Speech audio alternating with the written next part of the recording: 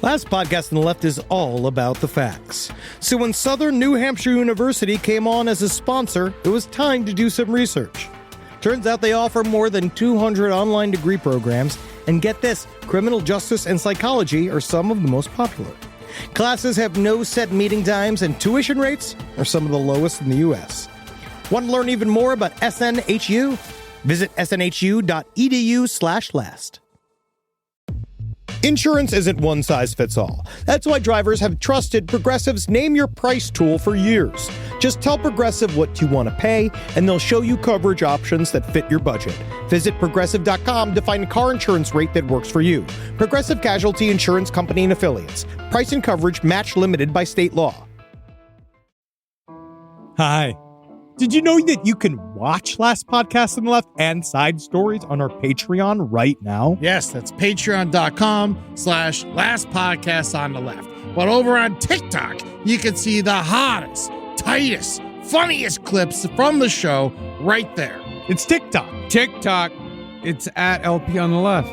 It's the same as our Instagram. You already follow the Instagram. Why don't you go follow TikTok? But it's on TikTok. Yeah, because seeing is believing. Yep.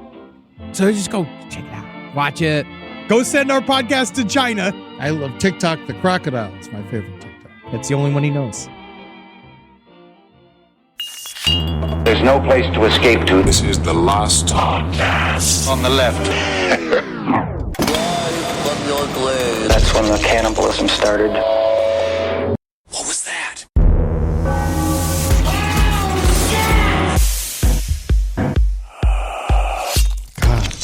Oh, Herbie.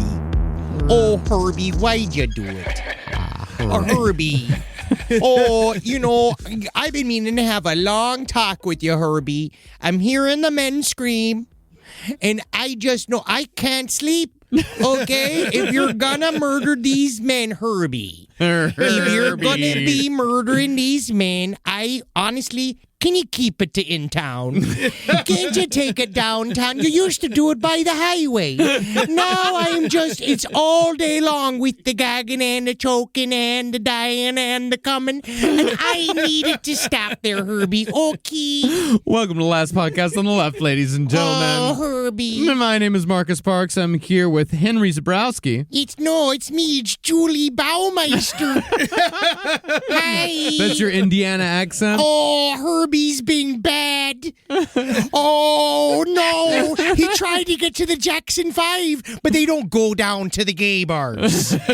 And, of course, Ed Larson. Hello. How is everybody? And today, we're going to be returning to heavy hitter territory with Herb Baumeister. Oh, yeah. What a charmer. Yeah. It's weird. Unfortunately, I think you might have been. No. I want to ask this question. We'll get to it, but I want to ask this question to our audience. Now, Herb Baumeister is a character. He is. Herb Baumeister was a serial killer from Indianapolis who murdered up to 35 gay men over a period of about 15 years. We do not, however, know a lot of specifics when it comes to Herb's killings because Herb was never actually convicted for the murders. Rather, Herb put a gun to his head in the Canadian wilderness after the cops found human remains on his property. So while he's technically a suspected serial killer, it's a near impossibility that he didn't murder all those men whose bones were found scattered across his 18 acres of land. They were 60 feet from his house, half of them. So he definitely did it. But, we'll see what God says. Could have been an elaborate prank. I keep saying this. You never know. Those bone twins, you never know what they're up to. But Herb Baumeister, what a relief to not be talking about David Icke anymore. Now we're talking about Herb Baumeister, and there's almost a smile. Like I'm almost smiling. Well, this is familiar territory. This is true crime. This is bread and butter stuff. He's somehow more likable. He really is. He is. Herb Baumeister. At least he knows what he likes. Yes. Yes, I'd he's say clear. He's responsible for less pain and destruction than David Icke. But Herb Baumeister is a great example of when we cover serial killers. A lot of what we know from the serial killers is from the mouth of the serial killers themselves. The last surviving witness, as they often call it. And then we see a phenomenon a lot of times in true crime of serial killers that love to talk and want everybody to know everything that they've done and quite often exaggerate. Henry Lee Lucas. Probably Ted Bundy, but also was an extremely dangerous human being. But he definitely exaggerated. Those people who talk, right? There's the loquacious type. But then there's this guy who is just like, reminds me of Samuel Little, reminds me of these other characters, like where he probably killed more than what was found. Than not. Like, he did not. He specifically was a hidden predator. No, I mean, there was no exaggeration. He never mentioned it to any living soul. Yeah, because if he did, it would be bad. Well, it's also almost positive that Herb Baumeister had 2 phases as a serial killer. While the majority of his murders occurred on the property that he shared with his wife and 3 children, Herb is highly suspected of also being the I-70 Strangler. Which is different than the I-70 killer. Yeah. In that series of murders, 11 men were found dumped in rivers, streams, and ditches in the rural countrysides along Interstate 70 throughout the 1980s. It's thought that Herb was the perpetrator because he spent a lot of time driving on I-70, and those killings abruptly stopped when Herbie bought his property in 1991. Oh, Herbie's not like that. His whole thing, that's just where his favorite steak and shake was, on the highway. That's what he likes. He likes to drive. Because he told me, he said, "Oh, Julie, you know what I love to do? Cruising." And I was like, "Oh, me too. Why can't I go?" He's always saying he's listing his rest areas from favorite to least favorite. And I was like, "Why can't I go? What's so glorious about these holes?" Now, when it comes to Herb Baumeister's personality and modus operandi, I describe him as kind of John Wayne Gacy by way of John Waters. Yikes. See, in my opinion, Gacy is a little too on the nose for a John Waters character. Yeah, I mean, Serial Mom is closest to John Wayne Gacy, maybe, but not really. Yeah. Hey, is this the cocksucker resident? One of my I love the Serial Mom so fucking much. Serial Mom's great, but she didn't have an act. No. Gacy had an act. Gacy had an act. But to that point, Waters himself said that Gacy was the worst, quote, the worst dressed mass murderer we've ever had. Ooh, shade. Yeah. Not bad taste. Not good bad taste. And Waters at one point actually used a John Wayne Gacy painting as a deterrent, hanging one in a guest bedroom to keep certain people from staying over at his house for too long. That's awesome. That's classic Waters. Baumeister, however, was a closeted owner of a chain of shitty thrift stores, a hoarder who kept several mannequins surrounding his indoor pool. His audience. And he filled his house with weird tchotchkes like gigantic mascara tubes and styrofoam horse heads, as well as used toilet paper. And that doesn't even get into the raccoon infestation. Those raccoons were gentrifying that home. Yeah. And I don't know if you can really call used toilet paper like, a keepsake.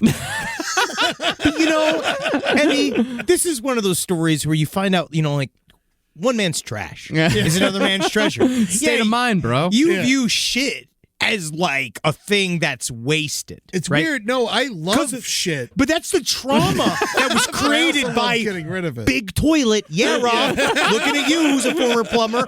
Because they made shit be dirty. But shit. So you got to use their toilets to get rid of it. That's what they're saying, right? That they control where all the shit goes. Where if I keep shit in my house, it's like, hey, I made it. Don't try to take things I made from my hands. What is this, communist Russia? You know what people don't know is that you can actually take your own shit, make it into bricks, and build your house out of it. That's what they did in Peru. I think. Yeah, these buckets don't fill themselves, man. Baumeister even got fired from the DMV for pissing on his boss's desk. And they do that at Christmas. And this was all while he was murdering several people a year and burning their bodies in his backyard before crushing up the bones and scattering them across the yard. If all that doesn't say filthiest person alive, I don't fucking know what does. Yeah, he's pretty gross. Now, one of the things that fascinates me about true crime is why some serial killers are remembered and others are forgotten. And I think John Wayne Gacy and Herb Baumeister are great examples of that contrast. They really are. It's really like Elvis and Orion. You know?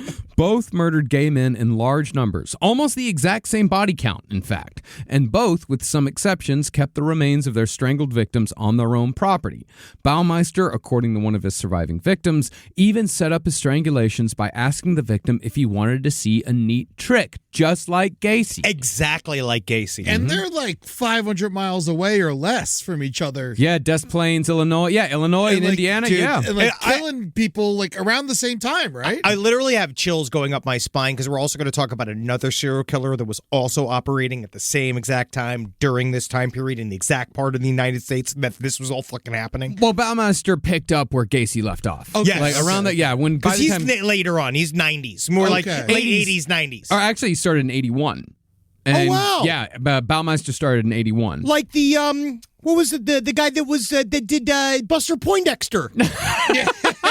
David Johansen? Yeah, David Johansen started Buster Poindexter in 1981, and I'm pretty certain he might also be a serial killer as well. That might be slander, and I might get sued by the Buster Poindexter family. We're going to say David Johansen is not a serial killer. Do you know that for sure? Well, we'll fucking find out when we do our New York Dolls series of No Dogs in Space, like coming later this summer. Hey, yeah, if he we'll becomes a find serial out. killer, then that becomes last podcast, buddy. Okay? Yeah. You fucking take material from us, buddy. We'll bring you on. I've always wanted to get in between him and his wife. No, as far as why Gacy is remembered, there's obviously the clown angle, which is huge. It's packaging, marketing in that way. But Gacy was also a blue-collar, working-class Joe, a successful business owner and politician who'd once been photographed with the First Lady. And you just saw, did you just see this picture for the first time recently with No. Gacy and the First Lady? I haven't. You haven't? Which way do you? Rosalind Carter. Yeah, Really? that fucking bitch. Oh, man, she was hot. She met Jim Jones and John Wayne Gacy in the same year. Wait a second. You just said Rosalind Carter was hot. Like we were talking like about Elle McPherson. Have you not seen younger pictures of her? She was hot. I just shut down the podcast. Wow. She's fine. She's pretty cute. That's pretty cute. She's very cute. I wouldn't be like, my first thought wouldn't be like, God, damn. I mean, 60 years ago, I'm talking about. Yeah, but there was, we had the other big breasts. We had other sexy people 60 years ago. Barbara Bush? Yeah. Barbara Bush Now- is not attractive. Yeah, no, what are you talking about, man? It's in her last name. All right, John Wayne Gacy. So hot. Now You want to talk about breasts? Well, Gacy was a guy anyone might know. He's a local character who threw good parties. And finally, Gacy's last victim, the one that got him caught, was not a transient gay youth or a kid born from poverty like his previous victims. Gacy killed a popular local boy, Robert Peist, which kicked off an immediate search that led police directly to Gacy and the bodies buried underneath his house. John Wayne Gacy's on obviously the very dark Mount Rushmore of serial killers because of this fact. I think that because he has these quote unquote X factors about him. He has the clown angle mixed with the politician angle, mixed with the everybody loves this guy angle. He was on television. The he showman. He was a business owner. And then the idea of living this extreme second life was something that blew everybody's minds because it's like in America, we really do believe that appearances tell you everything because we worship appearances in this country. But not this type of ostentatiousness does not a good serial killer make all the time. Even though John Wayne Gacy is extremely unique in being a super predator and have this level of attention, where somebody like Herb Baumeister is the actual boogeyman that ramble through the highways and byways of America that kill anonymously and only kill for their own self-satisfaction. They don't really care. I think because someone like John Wayne Gacy, on some way, in someone's back of his head, knows that when I get caught, I'm going to be like a celebrity. Oh, he's got Yeah. the ego. Yes. He's got the ego. He wants to be that guy. Yes, he wants to be it. Like he Grand wants. Marshal of the Polish Day Parade. Okay, think about it. But then Jeffrey Dahmer is an example of somebody like Herb Baumeister that he did have to get fucking drunk. Yeah. To do it. Like Jeffrey Dahmer had to get drunk to do it. I don't think Baumeister had to get drunk to do it. I think Baumeister Well, really liked doing it. He was process, not product. Yes, he was. And then, but then we'll get to it. I think he enjoyed the product part. We'll get into it. His favorite television show was watching bodies rot in a fucking pyramid while he drank Millers. So I don't know. Maybe he only drank when he was watching them rot.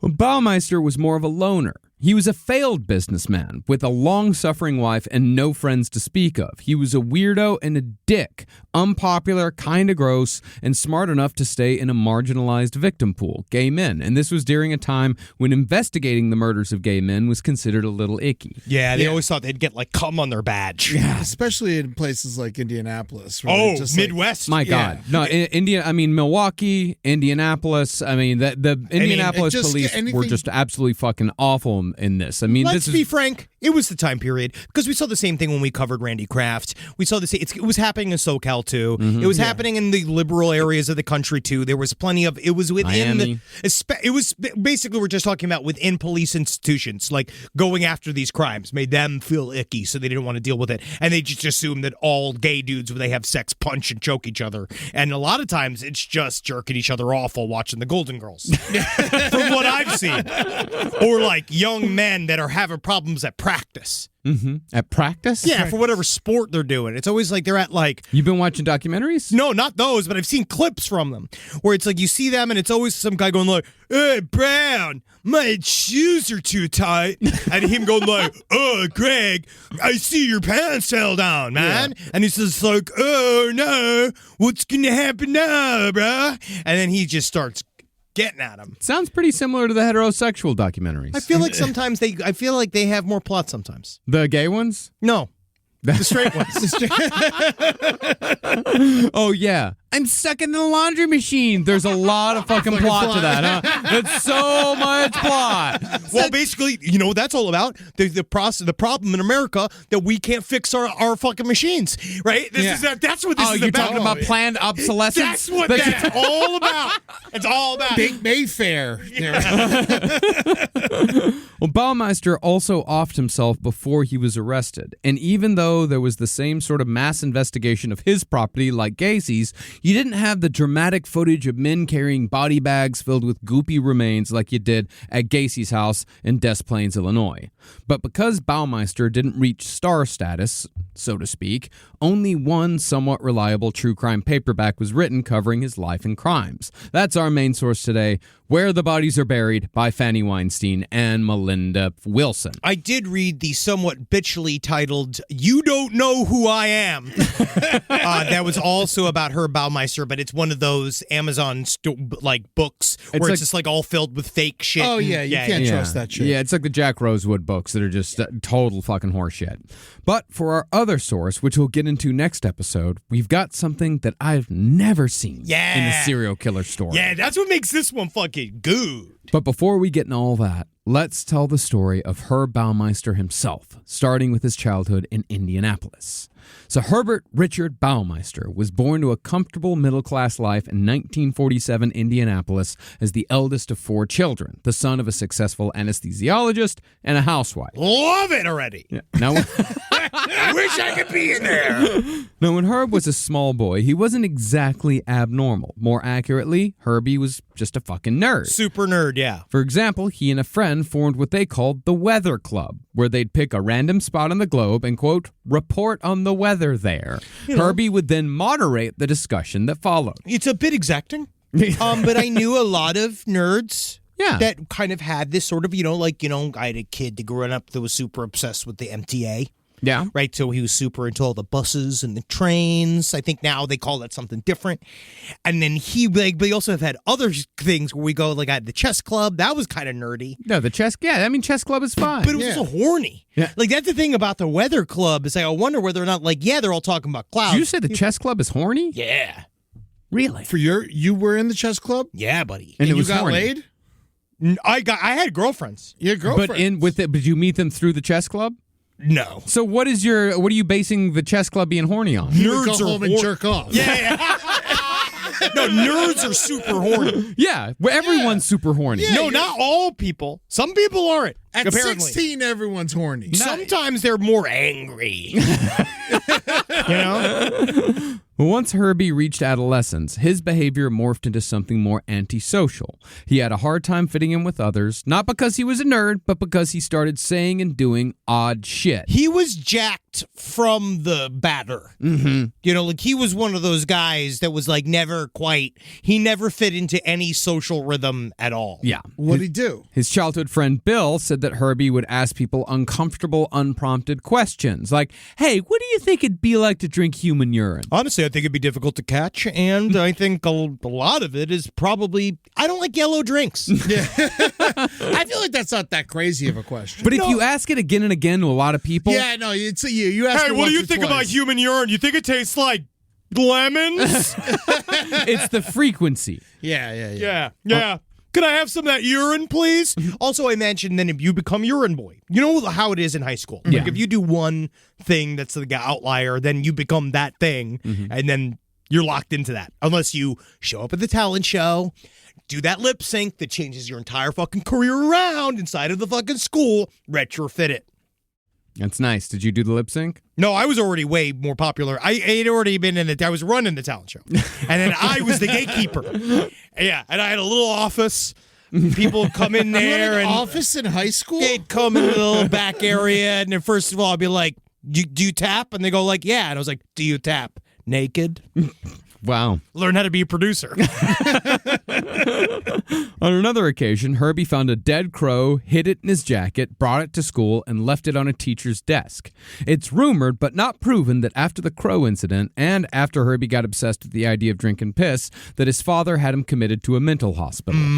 Kids do that kind of stuff. He just needs an adjustment. Well, it's rumored. It's not. We don't know that for sure. I knew this one kid. He showed up to school covered in blood one day, and they were like, "What happened?" He's like, "Oh, I was whittling a stick, and a raccoon jumped at me, and then I stabbed it, and it bled all over me." We're like, "You killed that raccoon." Yeah, you stabbed the raccoon to death. Yeah, that's a you're- long road to hoe to get to killing a raccoon. But he lived on a farm. He was like the only person in Boca Raton that lived on a farm. Okay. Yeah, but still killing a raccoon's pretty rough on the way to school. Also, yeah. It's not felling a cow to eat. It's not going through the chickens. Yeah. For food. You yeah, chase down a raccoon and you stab it stab to it. death. Yeah. Also, put on your gym shorts for the day or something. You know? Shipping and change.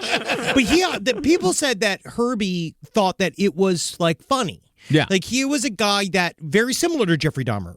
That was the kook.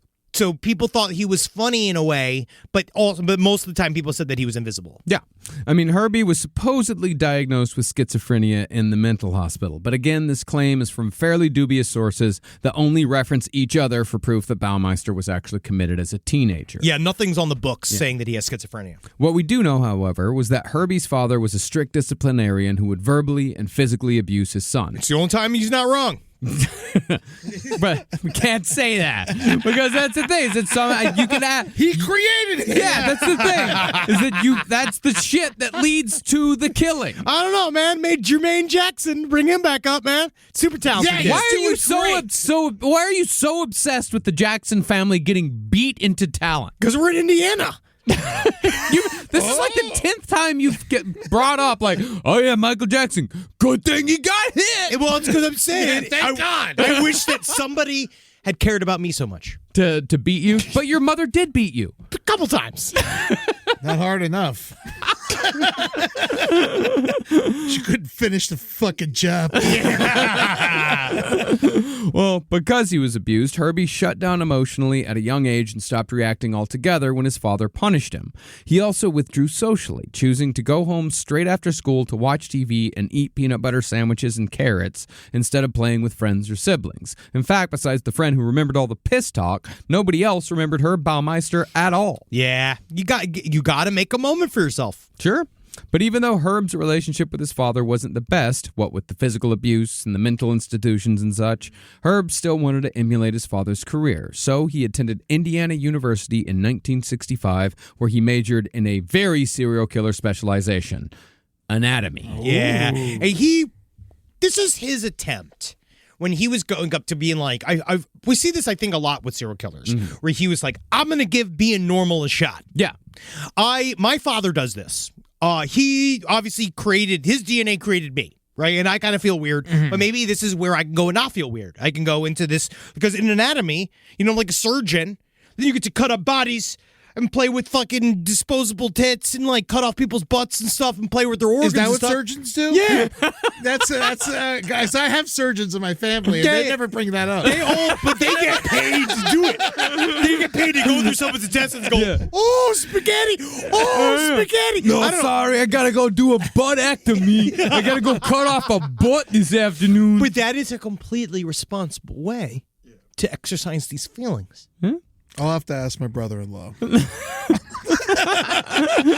Herb, however, still had no idea how to fit in. But instead of being antisocial, he went too far in the other direction, accommodating people to the point where it was uncomfortable while putting on such a show of caring for others that it became suspicious. He did it because he thought people were watching and he thought that people thought that this is what normal people do. Yeah. And it's the Midwest. Yeah. It's that's got a lot to do I with don't know, it man. as well. How many times you been to Indiana?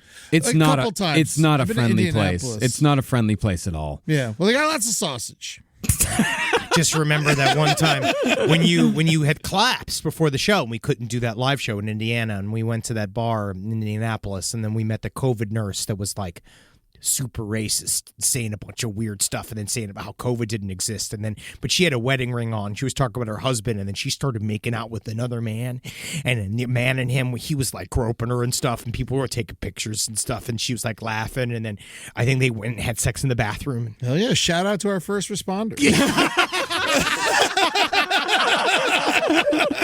Well, Herb was also a creature of contradictions. He insisted on being meticulously dressed at all times, despite the fact that it was the mid to late 60s, when being a square wasn't in style. But he also drove around in a hearse outfitted with a siren, which, combined with his style, cut an unsettling figure. So he liked the Ghostbusters. Yeah. He just was, and he's an Addams Family cousin. Yes. That's a great way of putting it. He's one of those guys who shows up because he's just like, hi, everybody. It comes in. Hey, because he's immediately strange out the box, and he wants to stand out, but he doesn't quite know how to do it. Yeah. Well, if he wanted to stand out, he should have drank the piss. Yeah. Exactly. I think he did. Yeah. I think it's safe to say you don't he did. ask, you're like, this is what piss tastes like. Well, I think, and I'll tell you what.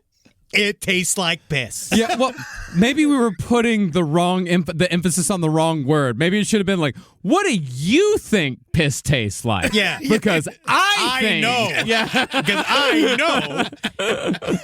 know. But the interesting cars was how Herb first bonded with his soon-to-be wife, the long-suffering Julie Baumeister. I love a siren on a hearse because then the bodies get to the cemeteries quicker. They go to sleep so much faster. Well, she put it, she liked Herb because they both liked cars and they were both young Republicans. And that is like such an example of being a contrary fuck during the coolest time period to be in America. Like that was like an awesome time. No, it was really stressful. Yes, but to be in the counterculture, that sounded like a fucking blast. And it was like you had total impunity to go be a part of the most amazing moment in American youth culture. That's why all of the fucking nursing homes, all the baby boomers, all the nurses say you got to wear gloves because they all have hepatitis. Yeah, and they fucked everything up. Well, Julie also liked that Herb was strange. And during college, she thought that he was fun and creative because he stapled hubcaps to his walls instead of putting up posters like the other kids, which shows you how low the bar for fun and creative was for the future Mrs. Baumeister. He was simply a ball of laughs. Sometimes he said the funniest things, like his favorite color was green. And I was like, oh, Herbie, they broke the mold when they made you.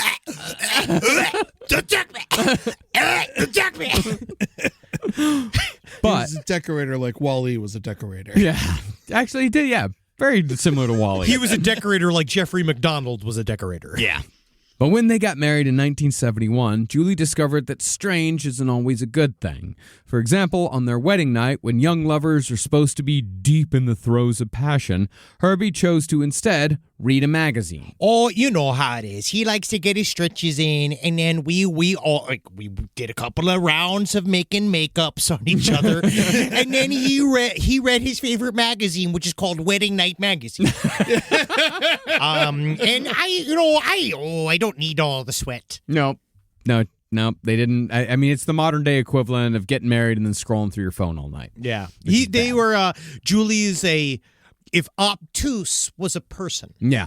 Because I don't know whether or not, we'll get to the idea of whether or not she knew or what she knew and all that kind of stuff. But what she wanted to know, I think, is the best way to put it. She had that incredible ability that only moms seem to be able to achieve of recreating history in a Stalin-like fashion where they can just delete whole things that happened. All moms do this, apparently. Deleting errors. Yeah. And ways they behaved and creating entire scenarios where they're the hero and everyone around them is a incompetent villain. Yep. Yeah, and I don't know why. I don't know why moms have that ability. And fathers just go away inside. Fathers just retreat to the inside. Anytime you call a mom a liar, they're like, I'm a storyteller. Yeah, well, that's a Zabrowski trait. Well, Julie actually claimed that over the 25 years they were married, they had sex half a dozen times. She actually counted 6 times. She never actually saw Herb naked because those half a dozen times were in a pitch black room, and he'd always sleep in full body pajamas. What I kind of felt was fun about it was that I was like, oh, this is how Stevie Wonder has sex. Now, is she counting just the vagina? Oh, yeah. Yeah. He didn't even put it all the way in. He just kind of put what we call the semen half in.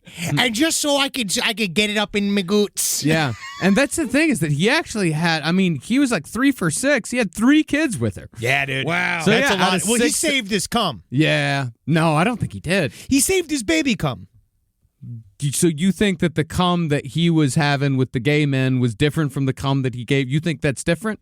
You think a man can consciously choose to have different types of cum that he shoots? I think the unconscious is something that we don't understand. And I think that if you're having sex, maybe it's because if the swimmers know there ain't no egg, maybe the swimmers... They take the night off? Well, maybe that's where the lazy ones go. Maybe. Interesting theory. When was the Side last- stories LPOTL@gmail.com. When was the last time you shot baby cum? Oh, God knows. I actually think that mine are all retired. I think that they quit. Oh, Yeah. you got weed cum. Oh, yeah. I slow it down, buddy. Rise from your grave. This podcast is brought to you by Squarespace. Squarespace is an all-in-one website platform that helps you stand out online. Yes, that's right. You don't have to smash your face with a hammer. You can just start a business. It's got everything you need on Squarespace, from securing your domain to building a professional site and showcasing your work all in one place. Let's say you want to show everybody how you can carve your ribs out of your lower abdomen so that you look more like a Ken doll. That's amazing. You can bring your vision to life with AI-powered design or curated templates, plus flexible editing tools that helps you create something that truly reflects your style, especially if you are somebody that is trying to corrupt the young men of America. That's what Squarespace is really going to help you. Squarespace makes it easy. It makes it easy for you to put all that together, and you just go to Squarespace and do it all.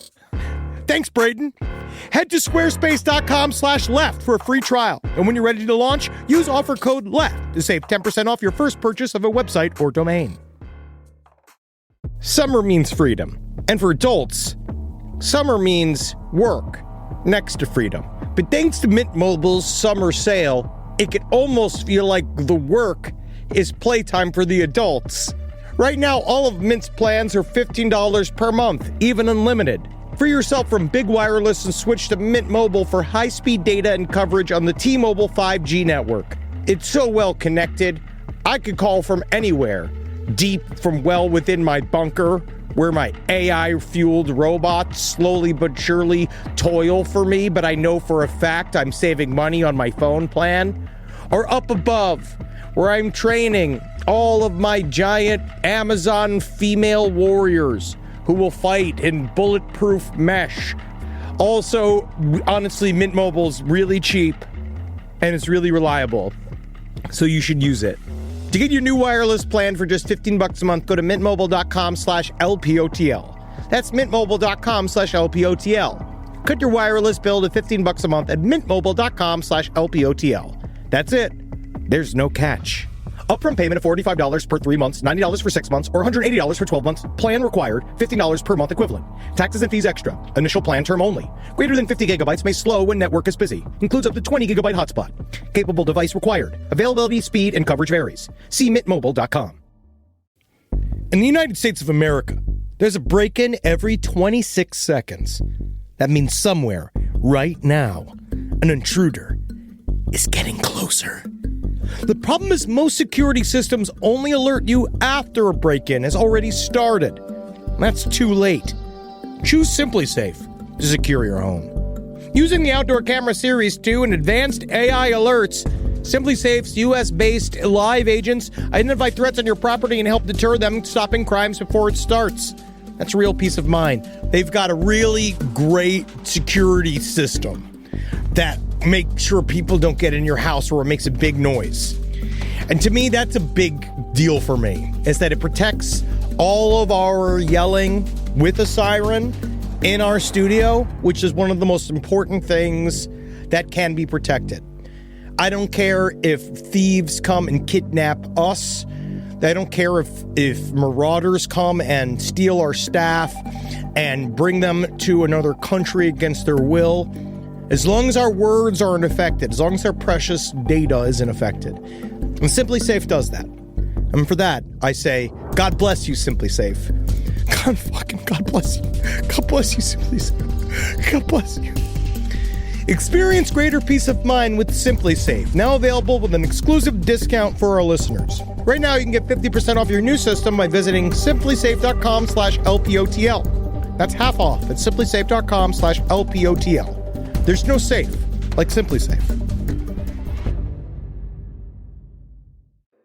Now, while the Baumeisters outwardly appeared to be a stereotypical heterosexual white American couple, complete with ostentatious National Lampoon-style Christmas displays every year, things were much darker behind closed doors. Much darker. As Julie put it, her world was controlled by Herb. She had no friends, so she didn't know that almost never having sex with your husband was in any way abnormal. Oh, yeah, he told me he only has 6 comes. His 6 comes in his life, inside of his balls. Julie also had no family and therefore nowhere to go, especially after they had kids. So Herb controlled his wife using childish mind games. In one case, shortly after they got married, Herb and Julie got into a fight, so Herb moved into a room upstairs and didn't speak to his wife for a year. There was one time for Christmas that Herbie, he said, "Oh, let's role play." And I was like, "Oh, I'm not an actress. I didn't go to drama school. I'm shy, But then he did this thing for Christmas. I dressed up as Mrs. Claus. He dressed up as Santa Claus. And I was like, "Oh, we're going to have, maybe kiss. Maybe we'll kiss." And then that night I go to sleep and I wake up and downstairs he's choking this man dressed as a reindeer. And I was like, Herbie, why Christmas time? What happened to all the sugar plums? Oh, and then honestly, because whatever cum he was covered in, that man, that reindeer, I guess he couldn't get pregnant either. Must have been on his period. But continuing that behavior, Herb also held grudges, which would develop easily and last forever, hinting at more of a borderline personality than schizophrenic. Family members would be cut off at the smallest slight, and he once didn't speak to his mother for 4 years, simply because she said something he didn't like. Good for her. Yeah, good for her. Way to go. Good job. Yeah. 4 years without this shithead. This demeanor, of course, made Herb perfect for his first career track. Medical school was definitely not in the cards for Herb. No. So his father used his connections to get him a job at the Indiana Bureau of Motor Vehicles as the director of financial operations. And you wonder why they have a bad reputation. Dude. Yeah, it's guys like Herb Baumeister in charge. Like, you wonder, like, the fucking road, I've said it before, the roads of Indiana almost killed me. Yeah, oh yeah. It's there's a lot of these. I mean, think about, like, Dennis Rader worked as a dog catcher, and he worked for an HOA. God, he killed dogs for a living. That is what he did for a living. You look at even John Wayne Gacy as a contractor. Talk about one of the most mysterious careers that exist, because a contractor is the closest thing humans have to knowing ghosts because of the way they disappear. They just go away. Yeah. And so, God, there's all of these people. Yeah, I mean, and not to besmirch all our civil service workers out there. no, I know we got a lot of good male people. But out if there. you're love at the DMV, the DMV. take the headphones out and help some people.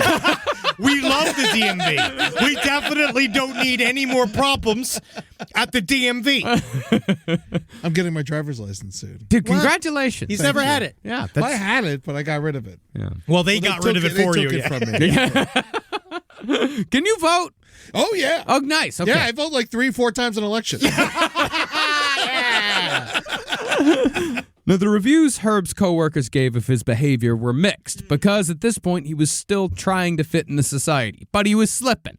One coworker said that he was an excellent people-oriented boss, while another said Herb gave up one of his vacation days to drive her 140 miles to a bank when she was going through a rough divorce.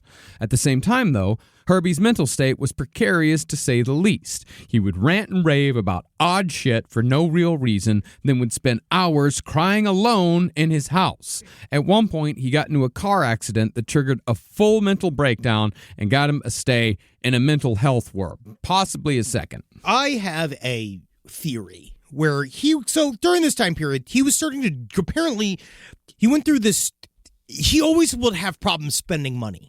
Right, where you would just spend money extravagantly, and we'll get more to it. But he was started dressing really nice. Mm-hmm. That was like his first foray into, I'm normal. Guys, I'm normal. I'm a people-oriented boss. I'm the fun boss. And so for a while they were doing stuff where he was one of those like tit-for-tat guys that was like, look at all these nice things I did. I'm not a crazy person. I'm not a bad person, even though he would rant and rave about nonsensical things. Unfortunately, a lot of this does sound like my style as a boss. But I do show up every day. Yeah. And I've never done anything No. to untoward. No. Not yet. No.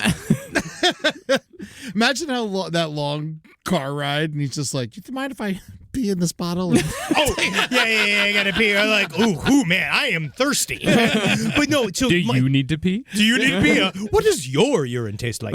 But my theory is that I think what happened was that he was doing a proto practice run before he started killing, where something happened in this, where he picked up a hitchhiker and something happened. Oh, this wasn't a hitchhiker. This was somebody that worked at the BMV with him. No, I'm talking about the full mental breakdown after the car accident. Oh. I have a feeling that his father, helped cover something up with Herbie, where something happened that was like, oh no, I've done something really bad, and I've either like, I'm going to get caught for it, or someone's going to say something. I'm going to pick up a young hitchhiker. I'm going to do that thing where it's ass grass or with gas, whatever, right? We're going to talk about this. I'm going to maybe try to, because he's already starting to dabble in the gay bar scene a little bit. And so it's like, maybe now, like maybe we have some kind of sexual encounter. Maybe I choke a kid. Maybe I'm choking somebody and I'm doing something that will then, and then I think that he reached a breaking point and told or said something.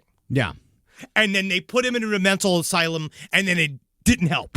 Yeah. Certainly not a good advertisement for that mental asylum. Well, that's why Reagan closed him. He came out worse. Yeah. Like, he came out even more odd. I mean, he exhibited a need for exactness that bordered on neurotic. Once, when he was picking out a Christmas tree with his wife, he insisted that it had to be exactly 40 feet tall, which is town square size. And I said, the mayor doesn't even have a tree that big, but Herbie.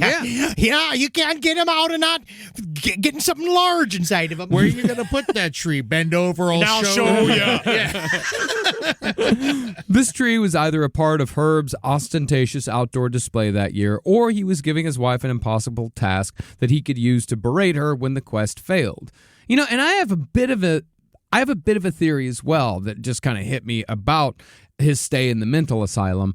I think maybe he was trying to push down his urges to kill. Oh, sure. I think he was trying to push them down, and it became too much. Yeah, And then 'cause- when he got out, he said, fuck it. And then he just went for it. Because there's no way he wasn't already playing with autoerotic asphyxiation. Yeah. Like, he was definitely playing with it, because that's how it all begins, with sexual curiosity. And I guess there's really nothing wrong with autoerotic asphyxiation. Absolutely not. I mean, it's highly dangerous, and I wouldn't recommend it to anybody. And if you do it regularly, I'd say stop. But you know what you need?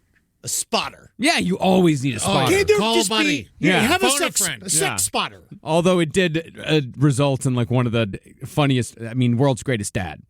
Oh, Is it yeah. incredible? yeah. Slowly but surely, though, Herb's behavior turned from helpful to abrasive at work. He would brag about how his father was a successful doctor and how much his outfits cost, making sure to tell anybody who accidentally stepped on his shoes, hey, buddy, those are $300 shoes. You watch it. These shoes are worth more than your life. I just went down another, I listen to Howard Stern all the time, and there's a guy that was a whackpacker named Elegant Elliot Offen, and he was like this, where he would come in and do the being like, look at me, look at my rings, $240,000 with the jewelry on my body, and I could just see Herb Baumeister like coming in, just being like, take a look at the shoes, take a look at the fucking pants. These pants are made out of pure eel leather. And people still didn't fucking remember him. Yeah. He also had an extremely shallow intellect and was unable to hold an in-depth conversation about anything. People actually started to wonder how he was able to keep his job because he would regularly disappear from work at random hours and just wouldn't come back. Herb pushed the envelope even further when he pissed on his boss's desk. He loves the pee-pee. Loves pee-pee. But that's the weird thing is that after this, the pee-pee stops. Well, as far as we know. Okay, he pissed on his boss's desk. He got away with that, but then He got away with that. Think about this. They let him continue to work. It's the DMV. You can't find good people. You can't. He showed up every day. No, he didn't show up every day. He left all the time. If you went to the Indiana Board of fucking Motor Vehicles during this time period and asked for his superior, that's the man you'd reach. The guy who's entirely fine being like, people piss sometimes. Like, what am I going to do? Shut him down? Well, it was the second piss job that got him fired. He pissed on a letter to the governor of Indiana. And this was my legacy. Herbie. That I understand, by the way. Yeah. No. Piss on the letter to the governor of Indiana, yeah. For that, he was finally fired and started jumping from job to job. When he was between jobs, he'd pick up on the housework, sometimes quote-unquote cooking a specialty dish he called pizza crackers. I thought you were going to say people. Yeah. No. He loved his urine smoothies. Pizza crackers were saltines with a dollop of tomato sauce topped with a slice of hot dog or bologna, which for some reason it sounds like a dish someone from Indianapolis would come up with. It's actually the state dish.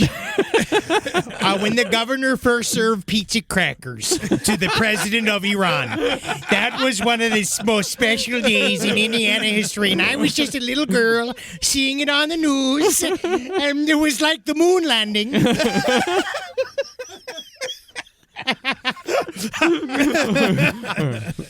Now, even while Herb was working at the BMV, he was also becoming an accomplished collector of junk. Or as my friends Chris and Joe put it on Show and Sell, their YouTube channel about thrifting and flipping, Herb was quite the trash dragon.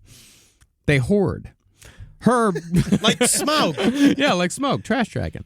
Herb would troll yard sales, estate sales, thrift stores, and dumpsters for clothes, car parts, and light fixtures, as well as novelty items like oversized footballs, giant maple leafs, used political bumper stickers, anything that might have a smidgen of value. A used bumper sticker? Yeah, his wife said that he once fished a used vote for Nixon bumper sticker out of the trash. Hey, anything with Nixon on it. That's what my Herbie loves. Yeah, they were both staunch Republicans. Yeah. But along with his so-called treasures, Herb exhibited other extreme hoarding behaviors, like saving used toilet paper and other disgusting bits of human detritus.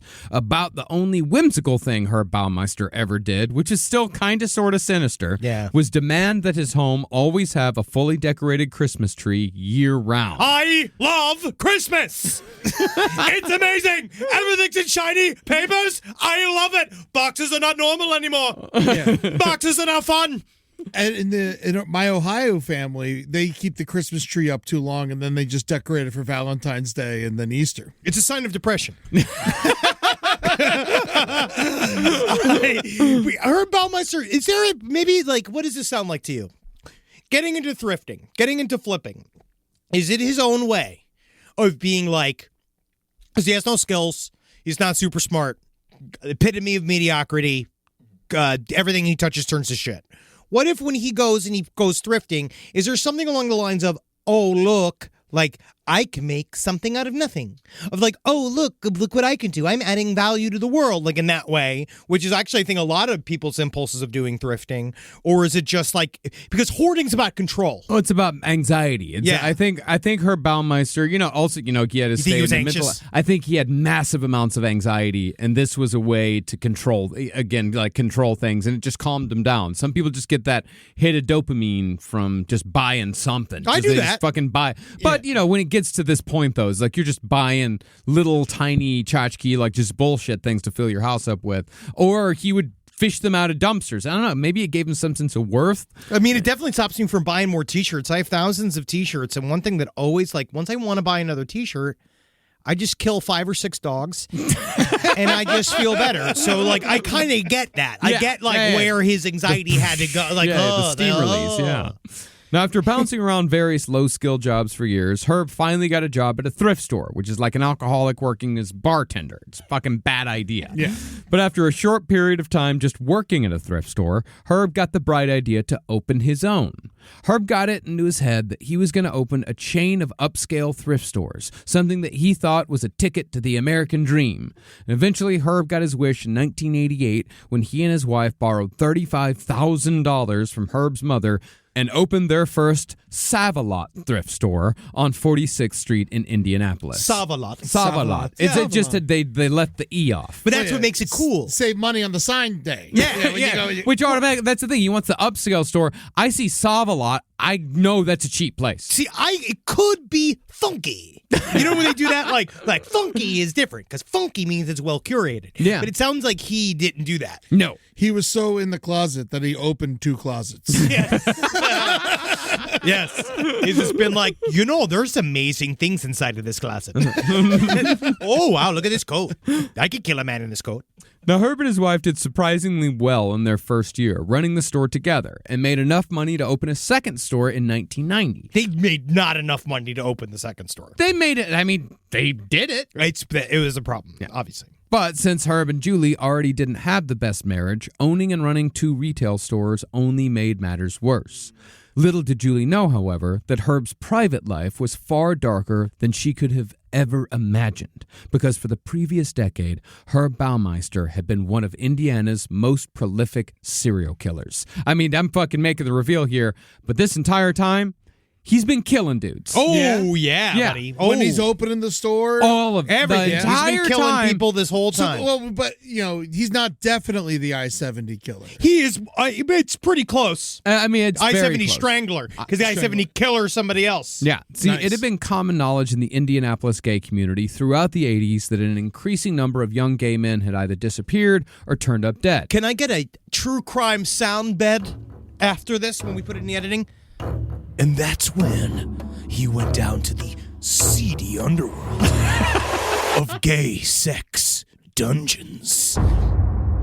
And they're just bars. Yeah, they're just bars. Yeah, they're watching sports. Yeah. The way they talk about it. Yeah, they're all bars. Every true crime. Yeah. They're literally no playing difference. poker and watching Oh, sports. yeah. Indianapolis. It's a pinball machine. Yeah. Seedy gay underground.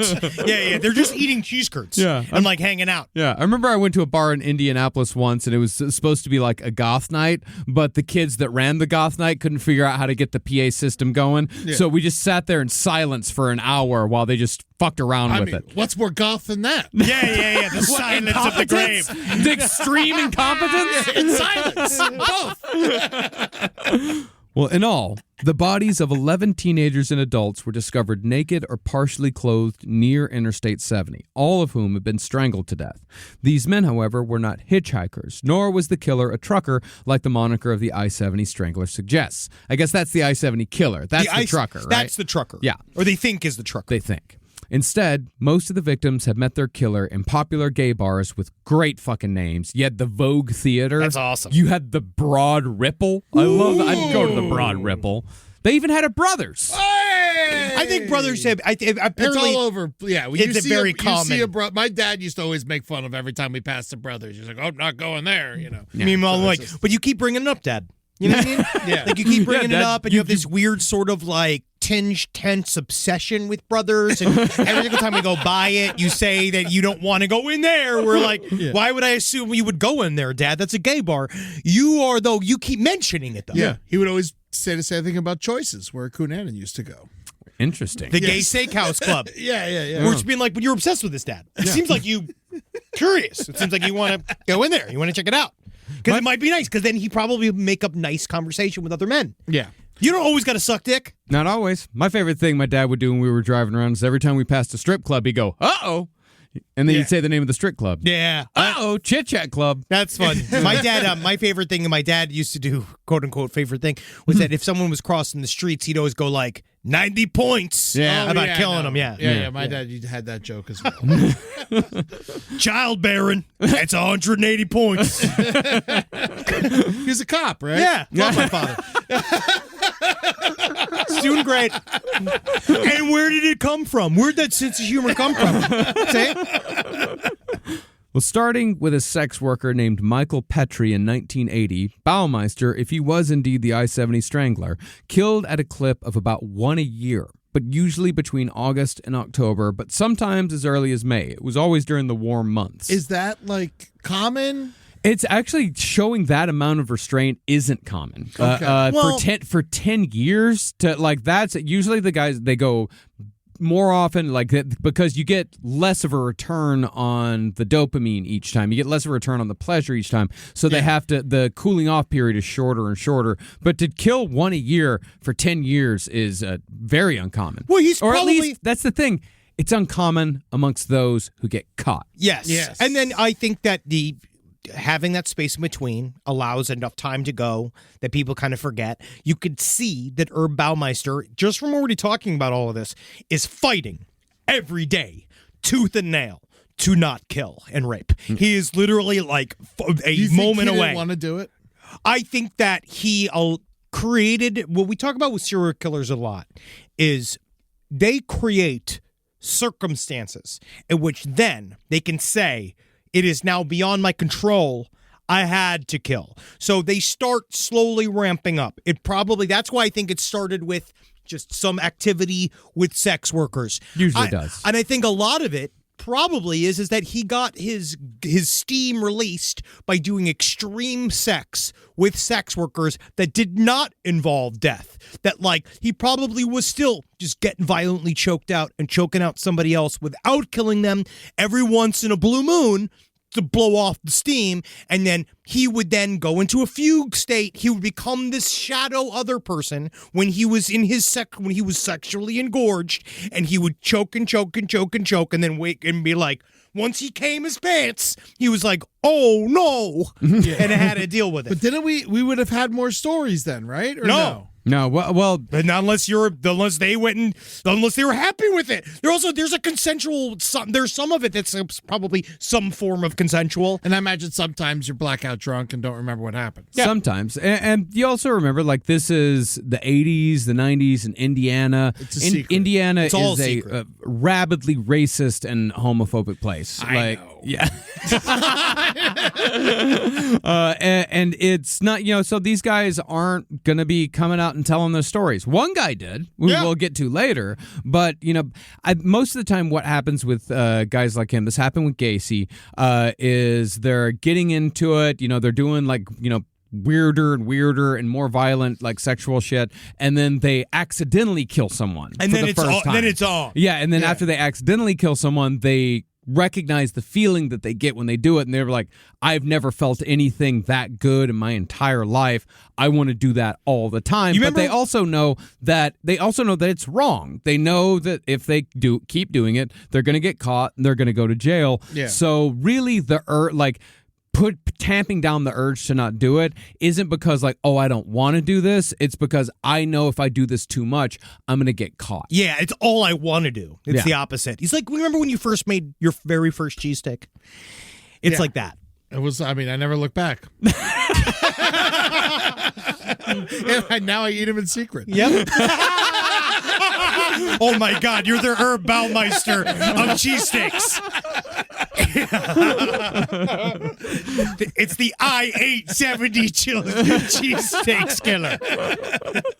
Using ropes and other objects as strangulation aids, Baumeister would murder his victims and leave them in ditches or near streams or abandoned railroad tracks. Not exactly where people would quickly find them, but definitely in places where someone would eventually find them. So the two are similar because they are process killers and not product killers. Yeah.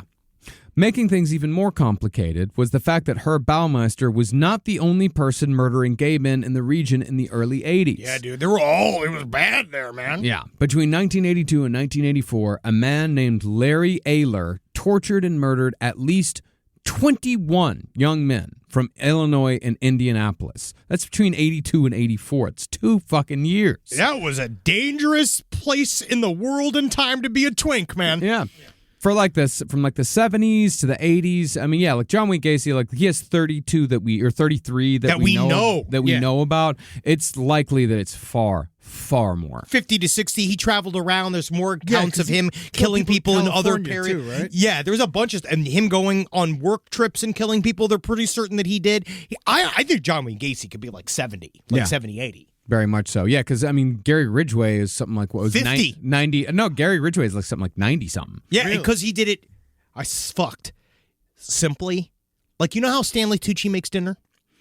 Where, like, if you see these videos on YouTube. His time. Yeah, where, like, it's just always like he's been like. His wife on top of it. He's always got, like, a little scarf on, and he sits there and he's been like, you know, we had prosciutto di Montenanto last night, and I had a little bit left, and some Ligornio pasta, and I had a little bit of Teresi oil, and I just whipped up. And there's something about doing it low effort and simply in a way where you're just there to fucking come in your pants by strangling somebody to death that can really allow you to kill a lot of people. Yeah. Like, if your process is not super elaborate, it's actually way easier to get along without getting caught. It's like the less imagination you have, the less of a chance you are getting caught. That makes a lot of sense. But with Gacy, like he's big, like he's scary. This guy's tiny looking. He doesn't look tough at all. All you had to do is get somebody blackout drunk and put him in a vulnerable situation. And it's not just blackout drunk, as we'll get into later. He probably had other methods for, putting these guys under. A lot like Dahmer did. Okay.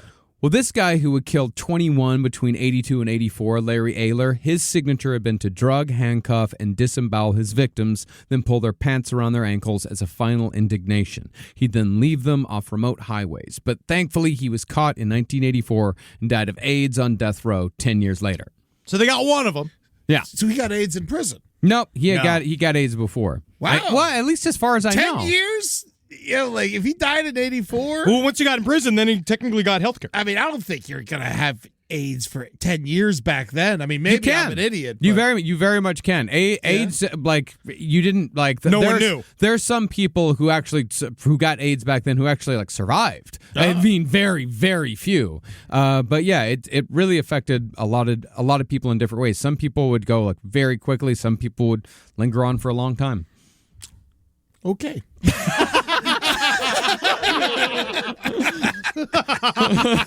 And that's where I'm going to end this because I don't know anymore. You don't want to know anymore about HIV. But we don't know that much either. So you're talking to two people who only just know that much more about it. So I know a fair amount. I've looked into it. Yeah, sure. Yeah. Now, to be fair, there was an FBI task force formed to try and find the I-70 Strangler, but they were unable to come up with even a suspect before they were forced to shut down the investigation. The bodies also stopped in 1991, but gay men continued to disappear from the gay bars of Indianapolis. And of course, the fucking Indianapolis PD, like they all are, they said at the time that they didn't have the resources to investigate the disappearances of these gay men. I mean, if there were fucking white cheerleaders going missing every few months, then I think they might find the fucking resources. But back then, if they were killing congressmen, even now, I don't think that the fucking police departments would give that much of a fuck about like missing gay, especially like gay sex workers. They're not going to fucking care. No. Yeah. This is my question to the audience I wanted to pose. sidestorieslpotl@gmail.com. We're going to, so we know that Herb Baumeister was super uncomfortable sitting in these gay bars. Like, so the common theme seemed to be is that he'd hang out and he'd look like he'd be at the gay bar, and he would look like he did not want to be there, but he'd still go home with a guy. He'd look like a Republican at a gay bar. Yes. Yeah. Dressed nice and yeah. Well, like kind of whatever. It's just more so like very much in the closet, hiding in a gay bar, but he'd still go home at night with somebody. And I'd love to know, like from our guys, from our people who go out there, like go to this, like what would make somebody like fuck a weirdo like Herb Baumeister? Same thing with Jeffrey Dahmer. Like in this period, like yeah, sure. Like I wonder, is it just Slim Pickens? I mean, I think we'd have to. I mean, if we have any of our older gay listeners, yeah, I'd we'd love have to know. We'd have to ask them. It's like, what was it like in like 1989? What was it a 1991? weird? What is it about? Like, because Jeffrey Dahmer was a fucking weirdo. Well, Same you thing. could say the same thing. Plenty of like nice women go home with horrible dudes all the time. Yeah, I guess. You know, it's just like if Yeah. you're persuasive enough and you're buying enough drinks, But he people are wasn't going to go home with you He sometimes. he wasn't charming. Like he was not. Charming and like aggressive and like haunting you and going in like not persistence Or just waiting. is a different thing. Or we're the Are we idea. gonna go home and fuck? Are we gonna go home and fuck? Well, maybe we should go home and fuck. We can go home and fuck. Yeah. And then like eventually they're like, fine. Yeah, shut we'll the do fuck it. up. Or you just wait till 4:00 in the morning when everything's closing, and then you just kind of figure out who's the last loopy-eyed person, and then you kind of convince them to go in your car, and then no one sees them ever again. Exactly. And the it's guy all who's- and it's all fucking awful. Yeah. Rise from your grave. So a lot of people are super worried about investing. I understand. Money's fake. And you're like, why can't I just pull all my money out of the bank, turn it into like essentially smelted precious metals, place them up inside of my anal cavity in order to get across the various country lines? I understand you. I'm with you. I'm like you. But things like Acorn showed me it's okay to invest. Give your money a chance to grow with financial wellness app Acorns. Sign up in minutes and start automatically investing your spare money, whether it's a little or it's a lot, especially if it's a little. And the Acorns potential screen will show you the power of compounding and how your money can grow over time. I'm actually not joking here. Investing money as early as you can is super important. I heard early on a piece of advice that said it's not how much you put in the market, it's how long you are in the market for. All right, so go and do it. Sign up now and Acorns will boost your new account with a $5 bonus investment. Join the over 14 million all-time consumers who have already saved and invested over $27 billion with Acorns. Head to acorns.com/left or download the Acorns app to get started. Paid non-client endorsement. Compensation provides incentive to positively promote Acorns. Tier 2 compensation provided. Potential subject to various factors such as customers' accounts, age, investment settings. Does not include Acorns fees. Results do not predict or represent the performance of any Acorns portfolio. Investment results will vary. Investing involves risk. Acorns Advisors, LLC, an SEC registered investment advisor. View important disclosures at acorns.com/left. The first few weeks back at school set the tone for the rest of the year. iExcel helps kids build confidence and get up to speed fast. iExcel is an award-winning learning platform that helps kids truly understand what they're learning, whether they're building math confidence, strengthening reading and writing skills, or reviewing science concepts. We know our little Carmelita is doing extremely well in chemistry, to the point where we're almost concerned. Her experiments are taking her to the edge of knowledge and bringing her to questions of not whether she can do what she wants to do, but whether she should. And Wendy's learning a lot about the Civil War. And from pre-K through 12th grade, iExcel offers personalized interactive learning that adapts to each child's level and pace. Like it balances Wendy's love of chicken with her love of the Civil War. But it's still wonderful what iExcel helps her to get leaps and bounds beyond the other children at school. iExcel is used in 96 of the top 100 school districts in the United States. 96 of the top 100! Studies show kids who use iExcel score higher on tests, and also higher on whether or not they're going to get any snackies after their main dinner. Make an impact on your child's learning. Get iExcel now. And Last Podcast on the Left listeners can get exclusive 20% off iExcel membership when they sign up today at iXL.com/left. Visit iXL.com/left to get the most effective learning program out there at the best price. Is there anything better than a summer evening outdoors? Enjoy your space to the fullest with new greenery from Fast Growing Trees. I love a big, thick bush. Fast Growing Trees is America's largest, most trusted online nursery, and they can send me a big, thick bush any time of the day.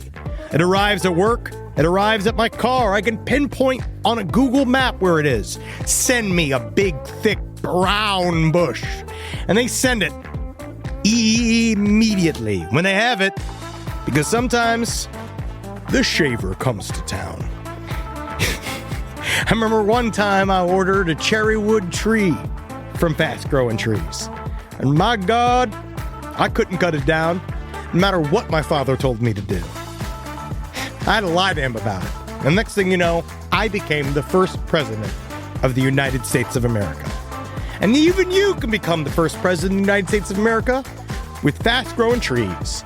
Right now, get up to half off select summer planning essentials, plus get an additional 20% off your first purchase with code LEFT at checkout. That's an additional 20% off at fastgrowingtrees.com with code LEFT at checkout. Offer is valid for a limited time only. Terms and conditions apply. Now, not so coincidentally, 1991 was the same year that Herb Baumeister and his family moved to an 18-acre property called Fox Hollow Farm, which gave Herb ample room to dispose of corpses in a more private setting. Now, Fox Hollow Farm was far above the Baumeister's budget. He always lived beyond his means. The house was a 10,000-square-foot, two-door style property with 15 rooms, including 5 bathrooms. But the most important part of the house for Herb Baumeister was the bizarre indoor swimming pool in the basement. The Midwest, man. You ever gone to like Zillow Gone Wild or any of those things where they show like accounts of like houses in the middle of fucking nowhere that are like, the Midwest has the sex-filled indoor pool on lockdown. Like they're Cold for most of the year. yes, but there's something about an indoor pool that just says dad strangles gay prostitutes in here. Like there's something about, I don't know what it is. I was one of those things. It's creepy, and then you think about it. It's like, I want one. No, I do too, but I don't want it. But what will that happen sounds to kinda us cool. if we have one? This is the problem. Do we just become a Herb Baumeister? Or you get thinner from exercise. Yeah, you just swim a lot. It's Yeah, really fun. I actually feel like I wouldn't. I never swim for exercise. I always kind of float and drink. You do. Yeah. Yeah. Good for you. Yeah. Well, the pool is where it's thought that Herb committed most, if not all, of his murders between 1991 and 1996. In all, it's been proven that unless some other guy was dumping bodies in Herb's backyard, Baumeister murdered and disposed of 25 men in just 5 years at Fox Hollow Farm. And there's just no way that it's just 25. I think it is way more than, and it's just what they could even find. It's just what they found and what they even put together. They collected every bit of bone. They DNA tested all of it. They could. And they came up with, 25. Okay. Now, because Herb and Julie refused to pay for a cleaning service and they were too busy running the thrift stores to clean themselves. Yeah, and no one's going to sell these pool noodles that you found in the dump. The manor at Fox Hollow Farm soon became filthy and jam-packed with junk and trash. Eventually, the attic became infested with raccoons. So many that some of the ceilings in the upstairs bedrooms were visibly soaked in raccoon urine and feces. Man, can you imagine just being that raccoon in the attic? You're taking the dump like you do every night, and you're watching through the hole in the ceiling that you've created with your own acidic urine, and you're watching the guy that like is your landlord ostensibly like murder man after man after man in the pool, and it's the raccoon. That's got to be traumatizing. You're sitting there like you already got to deal with so much. I mean, maybe you're an unhoused animal. Mm-hmm. You're there. You're hanging you're a out. housed animal. But you're squatting. You're the definition of a housed animal. You're squatting. And you're sitting there, you're smoking, watching him kill people, just being like, I just wish that somebody got this guy another hobby. Mm-hmm. Because I hate watching this. This is bumming me out. Well, maybe they liked eating people. You don't know. I actually feel like the raccoons are extremely innocent here. Actually, a lot of animals on the property did eat the remains, so I'd imagine those raccoons We're actually kind of happy. Did actually eat quite a few Of course they did. They eat anything. And they were hanging out because they're getting fed. How many bones are in the attic? Because they're thieves. No. Oh, whoa. Did we check? But I think raccoons eat bones. Yeah. Sure. Why not? Are they? I know Wolverines do, but, who knows? Yeah. Who knows what Hugh Jackman does? Well, like his home, Herb's thrift stores soon became filthy as well and were piled with mountains of garbage bags full of donated clothes that Herb refused to throw away or go through because they were too dirty. Again, a man of contradictions. The problem was that Herb had chosen terrible locations for his stores in bad neighborhoods. The donations were usually from locals who tended to be poor, so his dream of opening an upscale shop wasn't happening, and it therefore seemed like he was losing interest. Yeah, he thought he was going to make a consignment shop. No. And it was not happening because he does not have. I've seen consignment shops. And normally they're lovely. They're curated by like lovely Instagram ladies, you know, and they're always like doing like a fun little video about all the fun 70s clothes they have. That's a consignment store. This is a dump. He'd again often disappear in the middle of the day, telling employees he was going to the bank, then he wouldn't return for hours on end. Other times he'd show up with a quote-unquote male friend and liquor on his breath, and the two of them would continue to drink at the shop. Oh, you know, Herbie. He's got all his buddies. It's like Jesus with his disciples. Hanging out, enjoying each other's company, having sex with each other. But out of all the quote-unquote male friends that Herb Baumeister had, only one who visited the farm survived to tell the tale. And it's from this man, Tony Harris, that we get even a peek into Herb Baumeister's serial killer M.O. Was very similar to this one survivor of John Wayne Gacy that we had. Yep. Now, Tony Harris didn't know Herb Baumeister as Herbie from the thrift store. Instead, Tony knew him as Brian Smart, a closeted gay Indiana Republican with leathery skin who hung around a gay bar called the 501 Tavern. This just shows gay people, they'll buy, new clothes. Yeah. They're not going to the thrift store. They'll say what I've seen. Yeah. Now, after Tony and Herb had a brief chat one night at the 501, Herb asked if Tony wanted to go out to what he said was his employer's house for a drink and a swim. This was, of course, Herb's place at Fox Hollow Farm, which was empty that night because his wife and kids had gone out of town, as they often did. They had to have gone out of town a lot. I mean, 25 guys. Yeah. That's 25 trips out of town. I think every single time his wife and kids left, like they go up to his mother's place. She had a condo on the lake, like 100 miles north. That was their vacation spot. Every single time they left, he went, picked up a guy and killed him. Yeah. I think that he may have done it while they were in the house too. I think that he brought him downstairs. So? Maybe. I think that this was the denial that was happening in this house was at it's just the most denial that there's ever been. Yeah. Like besides Michael Jackson's nanny. It's like the most denial that's ever existed. I put it on par with like Jerry Brudos. Yeah. Like the amount of denial that his wife had about it. Like, I mean, he was Jerry Brudos was a serial killer. He was killing women in his garage with his wife lived home with him. Yeah. Like he was making casts out of the breasts that he had cut off of women he killed and putting them on his mantle, and she was just like blank, not accepting it at all. Same, I feel like predators are really, really good at reading people. Yeah. They're extremely able to know who is going to fucking come at me. You're also talking this time period, which was like, there was still that like full stripe of misogyny. Like, I mean, obviously it's still embedded in the country, but wives are supposed to listen and not question their husbands. Yeah. And these women were born with that put inside of their brains. And so they were just kind of like under this idea of like, well, if he's paying for stuff and he's not beating me, that's the bar, right? Yeah. Which is not healthy. And we need to change in this country. He was awful, too.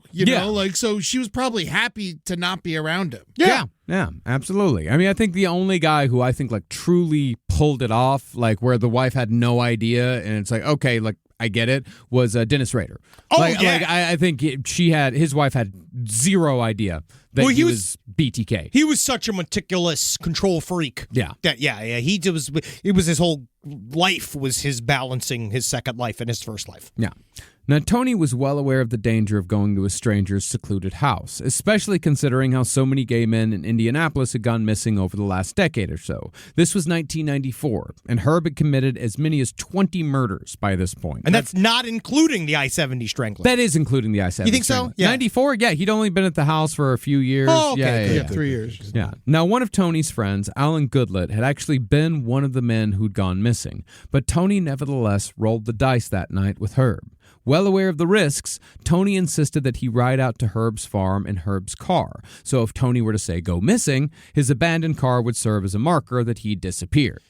In a weird way, it's like good that he did this. Yeah, it's just this person knew that they were entering into a risky situation, which they might have found erotic. Some people do. And then you go and you, But that's also, if you're going to be risky erotically, then do some safety measures in there. Have a spotter. Yeah, phone a friend.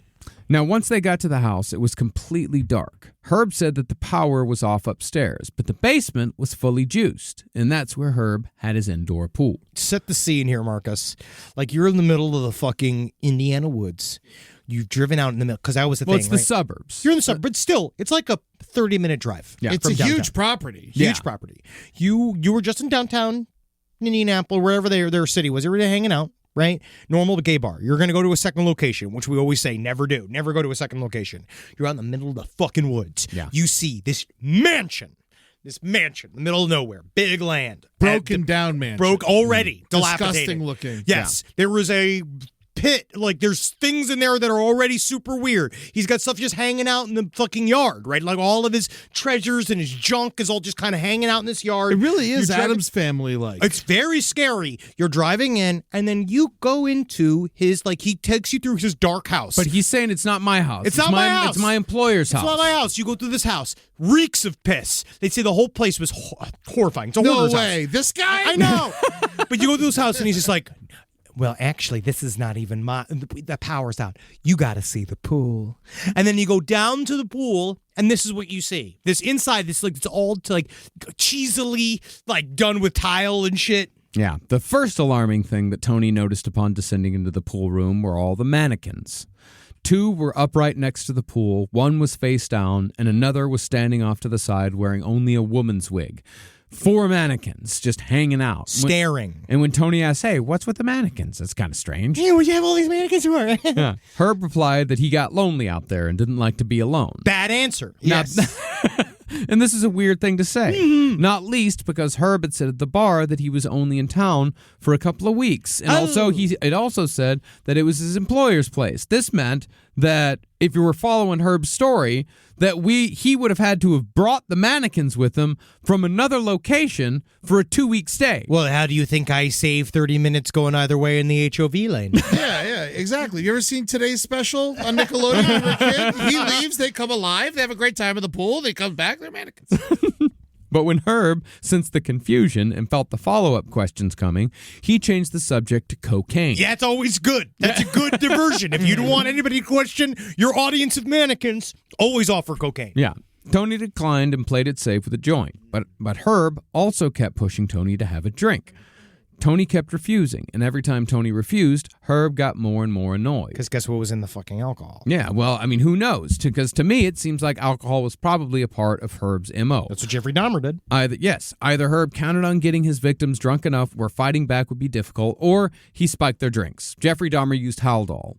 But smartly, Tony kept refusing. Eventually, Herb left, and that's the thing. Anytime anyone's pushing a drink on you, say no and go away. Just go away. Say no and leave. You are better off in the woods. On foot. Just you know where the main road is. Just start walking towards the main road. I got to go to the bathroom and book it. Yeah. Eventually, Herb left and returned energized, probably because he'd done a lot of cocaine in the other room. Yeah.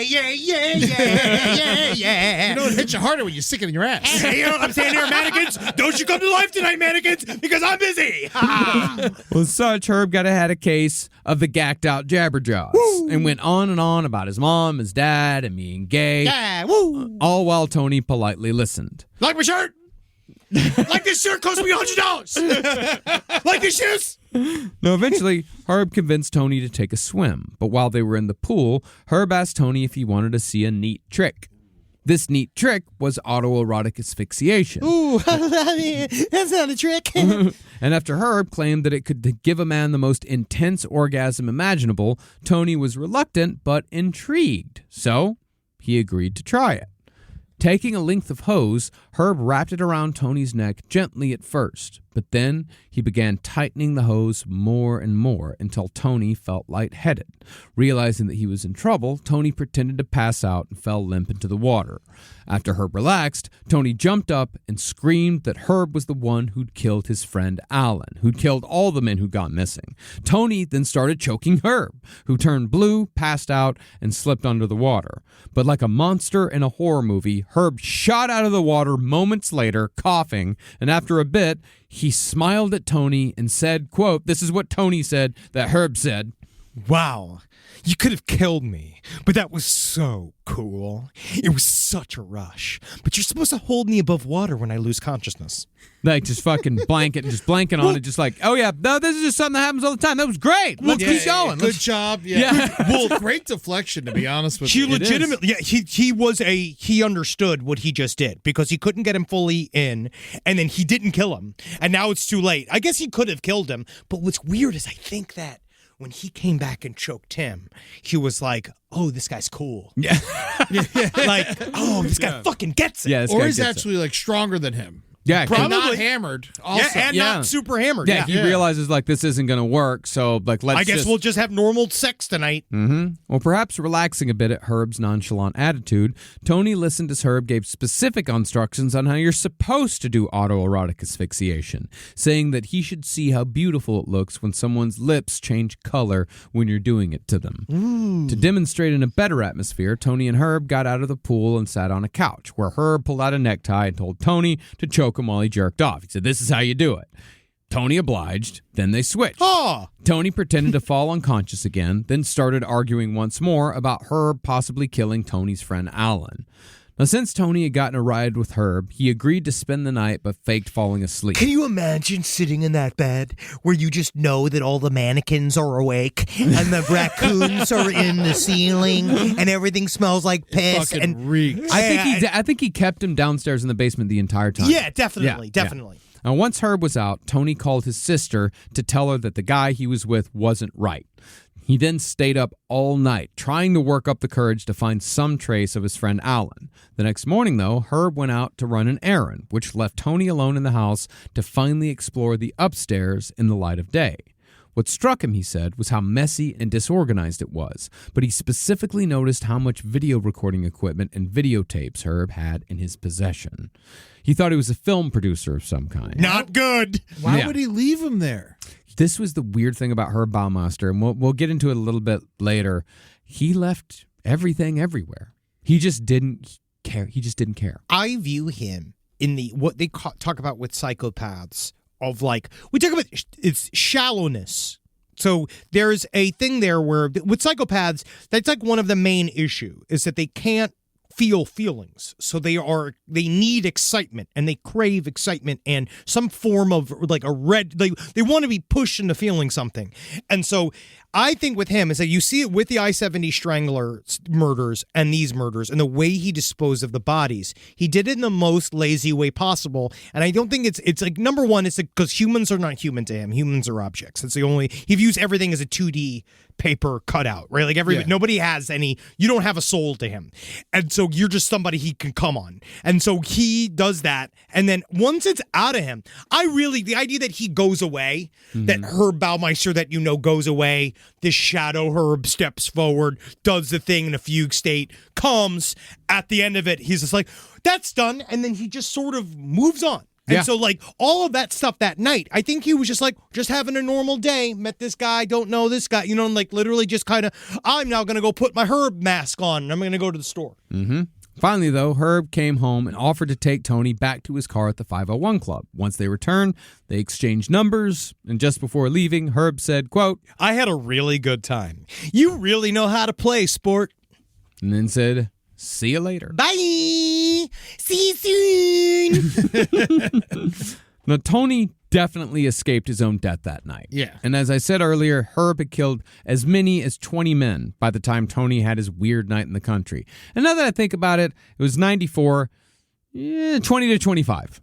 I would put that, maybe 25. Because that's the other thing. We also have very little idea of the frequency with which he killed. We just know it's 25 in 5 years. Yeah. And that's it. The question here, though, is if Herb was no longer dumping bodies along I-70, where was he putting them? The answer, The Upside Down. It's a Stranger Things tie-in. The answer, quite simply, was the 18 acres of property he owned. But Herb wasn't burying the bodies. Instead, Herb was killing men, burning off the flesh, crushing the bones, and scattering the remains above ground for anyone to find. And that was when Herb was feeling motivated. Sometimes he'd just leave the bodies out in the open to decompose. He did it once, as far as we know. And he did that in the fall of 1994 when his own son found one of Herb's murder victims. Whoopsie. Yeah. It's probably, I'll just probably burn these and bang them up. I actually thought I had beat the curiosity out of you, son. But just about 60 feet from the back patio of their home, Herb's 13-year-old son found a full human skeleton lying in the undergrowth under some trees. He's hanging out. Perhaps used to finding weird shit around the house, this kid took the skull and put it on a stick so he could use it to chase around his sister. How old was he? 13. I'm certain this 13's a kid's little old fine. for I that. think he's fine. There's no way he's If going to he have was any like problems. 8 or 9, I'd be like, I probably would have done it and not thought twice about it. But 13, you should. No. I'd play with the human skull up to about 25. Yeah. If I had just found before now, I understand like all the issues with it. But if I found a human skull, I unfortunately, when I was younger, the first thing I would have done been like, "Hey, how you doing?" Like playing with it, Exactly. the jaws and stuff. Yeah. Now, his mother, Julie, was horrified when she saw the skull on a stick and asked where he'd found it. Boy, where'd you find these toys? Oh, did the cat do this? Full human skull. Yeah. Herb's son brought her to the spot where she found a full human skeleton, looking like, as she put it, as if someone had just laid down and died. Now, instead of calling the police, Julie went to her husband and asked him why there was a skeleton in their backyard. I gotta ask here, have you been letting skeletons sleep in the backyard? It's like, and I don't have a problem with it. I don't, whatever you want to do, but it seems that they're just lazy. But if you're just throwing a body in your backyard and it's decomposing to the point where it's a skeleton, it had to have reeked. Well, what he had probably done, and this is his MO again and again, it's not like he just left the body, he felt like just like killed a guy and then left the body. He would kill a guy, burn the body immediately. Okay. And then he probably dragged the body That's somewhere why there else was to no decompose. clothes on the skeleton. Yeah, well, there were no clothes. He was burning the skin as much as he could off, and the rest of it would kind of melt. All the flesh. So yeah, it could be, and then animals took care of the rest. Yeah. So yeah, there could have been very much like a skeleton mostly picked clean. Now, what is that? Like, what do they got around there? I guess they got badgers and wolverines. In Indiana? Wolves, coyotes. Raccoons. Yeah, Raccoons. Wow, it's a whole world of cannibal raccoons, human flesh consuming squirrels. I don't like. Do Don't raccoons? tell Travis Irvine. That's his third movie. Well, when Julie asked her husband, like, what the fuck, Herb casually said that it was an old anatomical skeleton of his father's that he'd stored in the garage until just recently, and he decided to get rid of it by just throwing it into the treed area behind the house. That's how you get rid of stuff. Yup.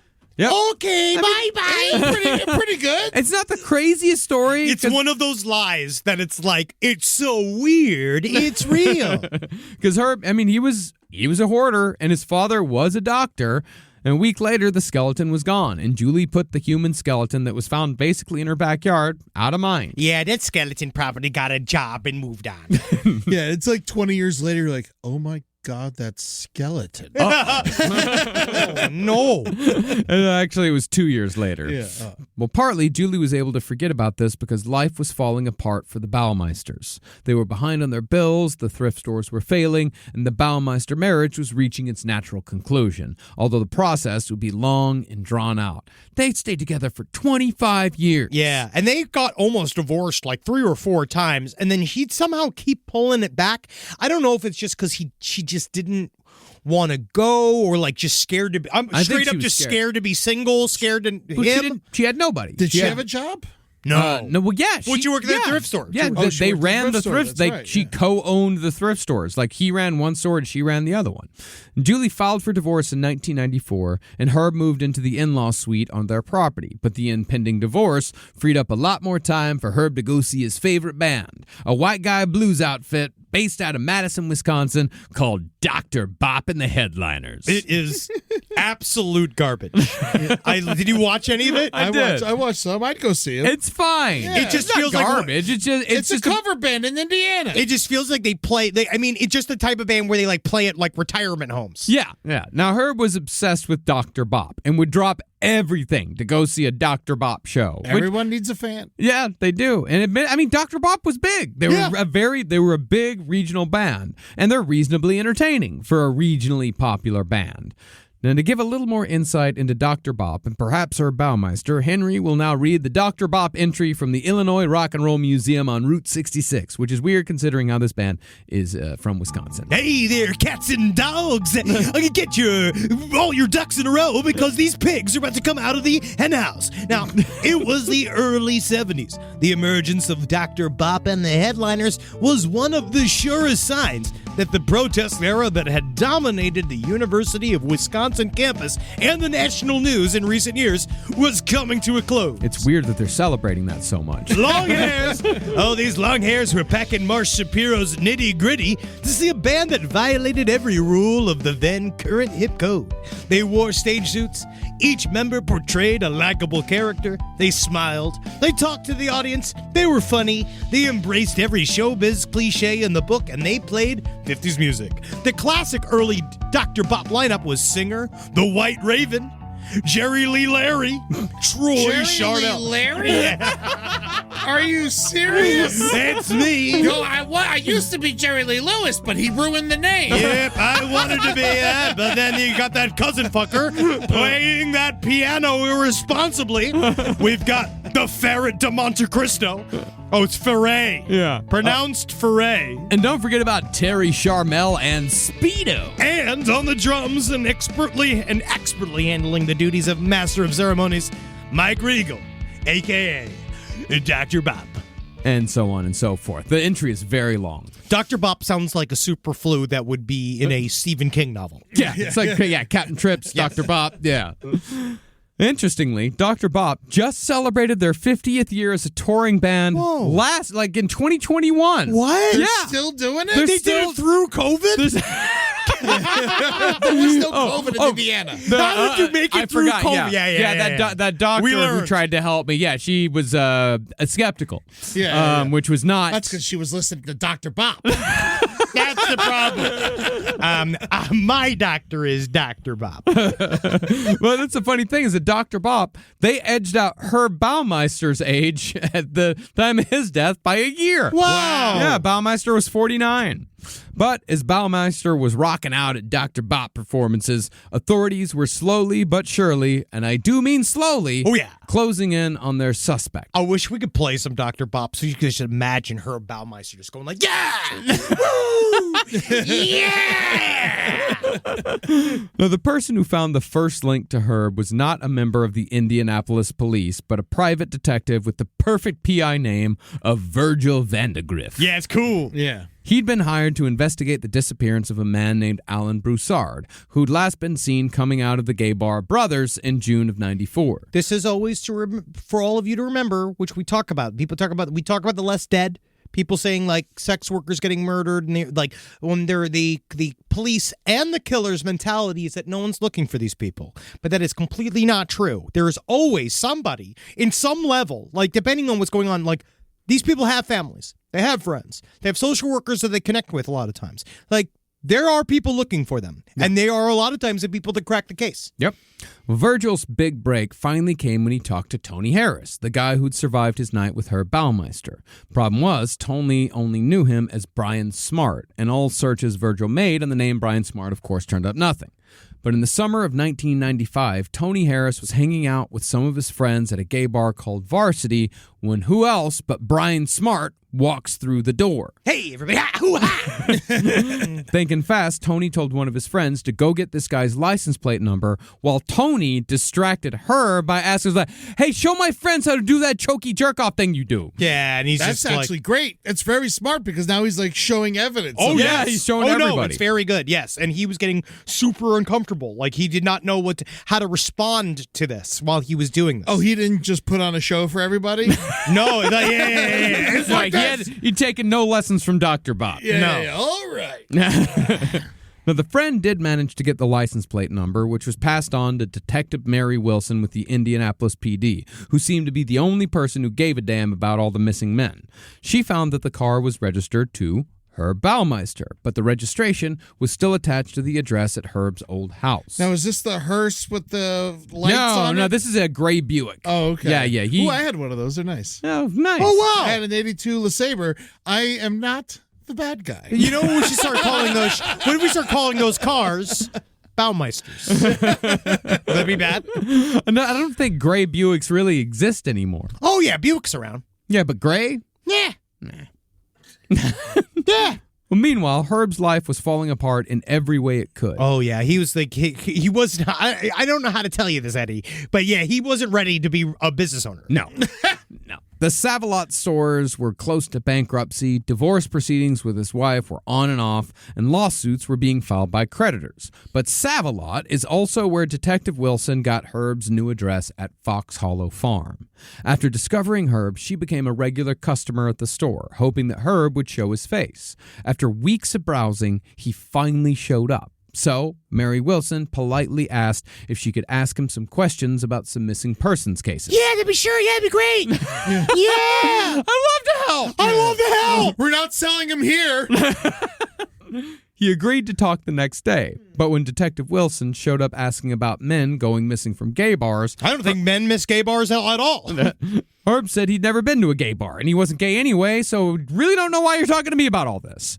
But when Detective Wilson said that his license plate was taken from a gay bar parking lot, Herb admitted, all right, you got me. I go to gay bars, but don't tell anyone because my wife doesn't know. That, however, was all Herb was willing to give up. That's very common within like murder. Yeah. It's like they'll always try to it's what they do with police officers, what they do in when they get you in an interrogation. The goal is to get you the small little things that will open you up to telling the entire story, because our entire judicial system basically depends upon a confession. They want a confession or a murder weapon. That is otherwise circumstantial evidence. We always, it's they say no murder, no body, no murder all the time, right? We're like, it's hard to convict without the physical evidence. We're like, this guy, she set it all up for him, and he knew that if I cop to just being gay and say, this is why I'm so shady, people then will sort of leave me alone. Yeah, but then he just admitted that he was there. Yes. Yeah. But from then on, Herb directed all his questions to his lawyer, a guy named James Voiles. Interestingly, Voiles had previously represented an accomplice to the gay serial killer that I mentioned earlier, Larry Ayler. So it's pretty positive that Herb knew what was coming. Yeah, if you hire the guy that just defended the newest serial killer in town, it's a bit suspicious. Yeah, also, why would you hire him? He got convicted. Hey! But he knows that he won't ask a bunch of questions. Yeah. Well, changing tack, Detective Wilson then asked Herb's wife, Julie, if she could get permission from her to search their home, telling her that they were investigating her husband in relation to, quote, homosexual homicide. Oh, wait a second. Homosexual homicide? That don't sound like my Herbie. Yeah. Can you imagine if it did? If she was like, oh, homosexual homicide. Yes, did you know my husband's favorite color is the lips of a dead man? It is one of his favorite things. He said something, it's just so fun for him to come big when he's choking, because sometimes these guys, they go to sleep and they don't get back up, but that's nice for them to be dreaming, right? Homosexual homicide? Is that his favorite cologne?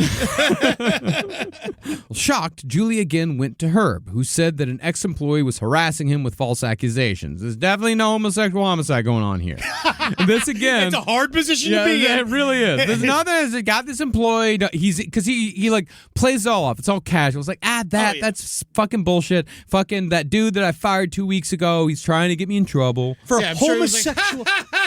homosexual homicide. What is that even? What a rug. Cut a rug. Oh my God. Leave the jokes to the comedians.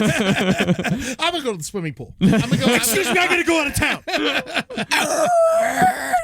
This again was good enough for Julie, or at least good enough for Julie to once again avoid a horrific truth. So she also refused to search on Fox Hollow Farm. Now, while Detective Wilson hit nothing but dead ends for another 2 years because she didn't have enough evidence to get a search warrant for the place. She had to have permission. Herb and Julie's relationship ebbed and flowed. First, they were getting a divorce, then they weren't, then they were again. At certain points, they sued each other, and the thrift stores would open and close again and again. It's just fucking chaos and turmoil constantly. But for some reason, the last straw came on June 20th, 1996. That day, Herb told Julie that he was intending to take their children to a 6-week program at Culver Military Academy. He just wanted to get rid of the family. He literally was just trying to get rid of everybody out of the house. Yeah. And after this, Julie said, fuck him, and called Detective Wilson to finally give her permission to search Fox Hollow Farm. God, it took so fucking long. Because you remember what happened with John Wayne Gacy? I actually feel like in some ways he was aware because he hired that serial killer's lawyer. And because obviously John Wayne Gacy was an extremely famous case, that I think that he saw a little bit of the patterns within John Wayne Gacy and wanted to emulate it and saw, because you remember once John Wayne Gacy's, then once they finally got divorced and he admitted that he was bisexual and he was doing all this stuff, like he then got to really play. Yeah. Right? Yeah. So I wonder if in his mind, he's like, I'll get rid of the kids, my wife and I will finally divorce, and then finally I can be the gay devil in here that I want to be. Yeah. Do you think during those 2 years, was he still killing people? He was. Oh, yeah. No, he absolutely was. At that point, he probably killed anywhere between 6 and 12. Wow. Yeah. Busy boy.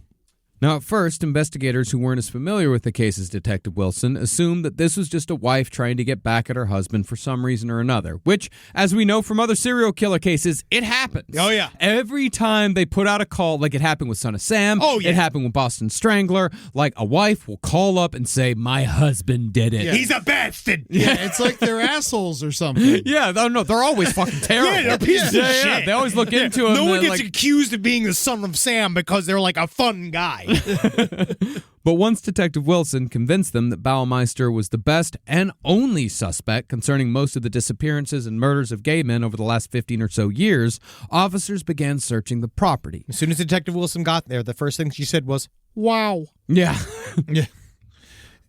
Like Owen Wilson. Oh. Yeah, yes. Wow. Wow. Well, very quickly.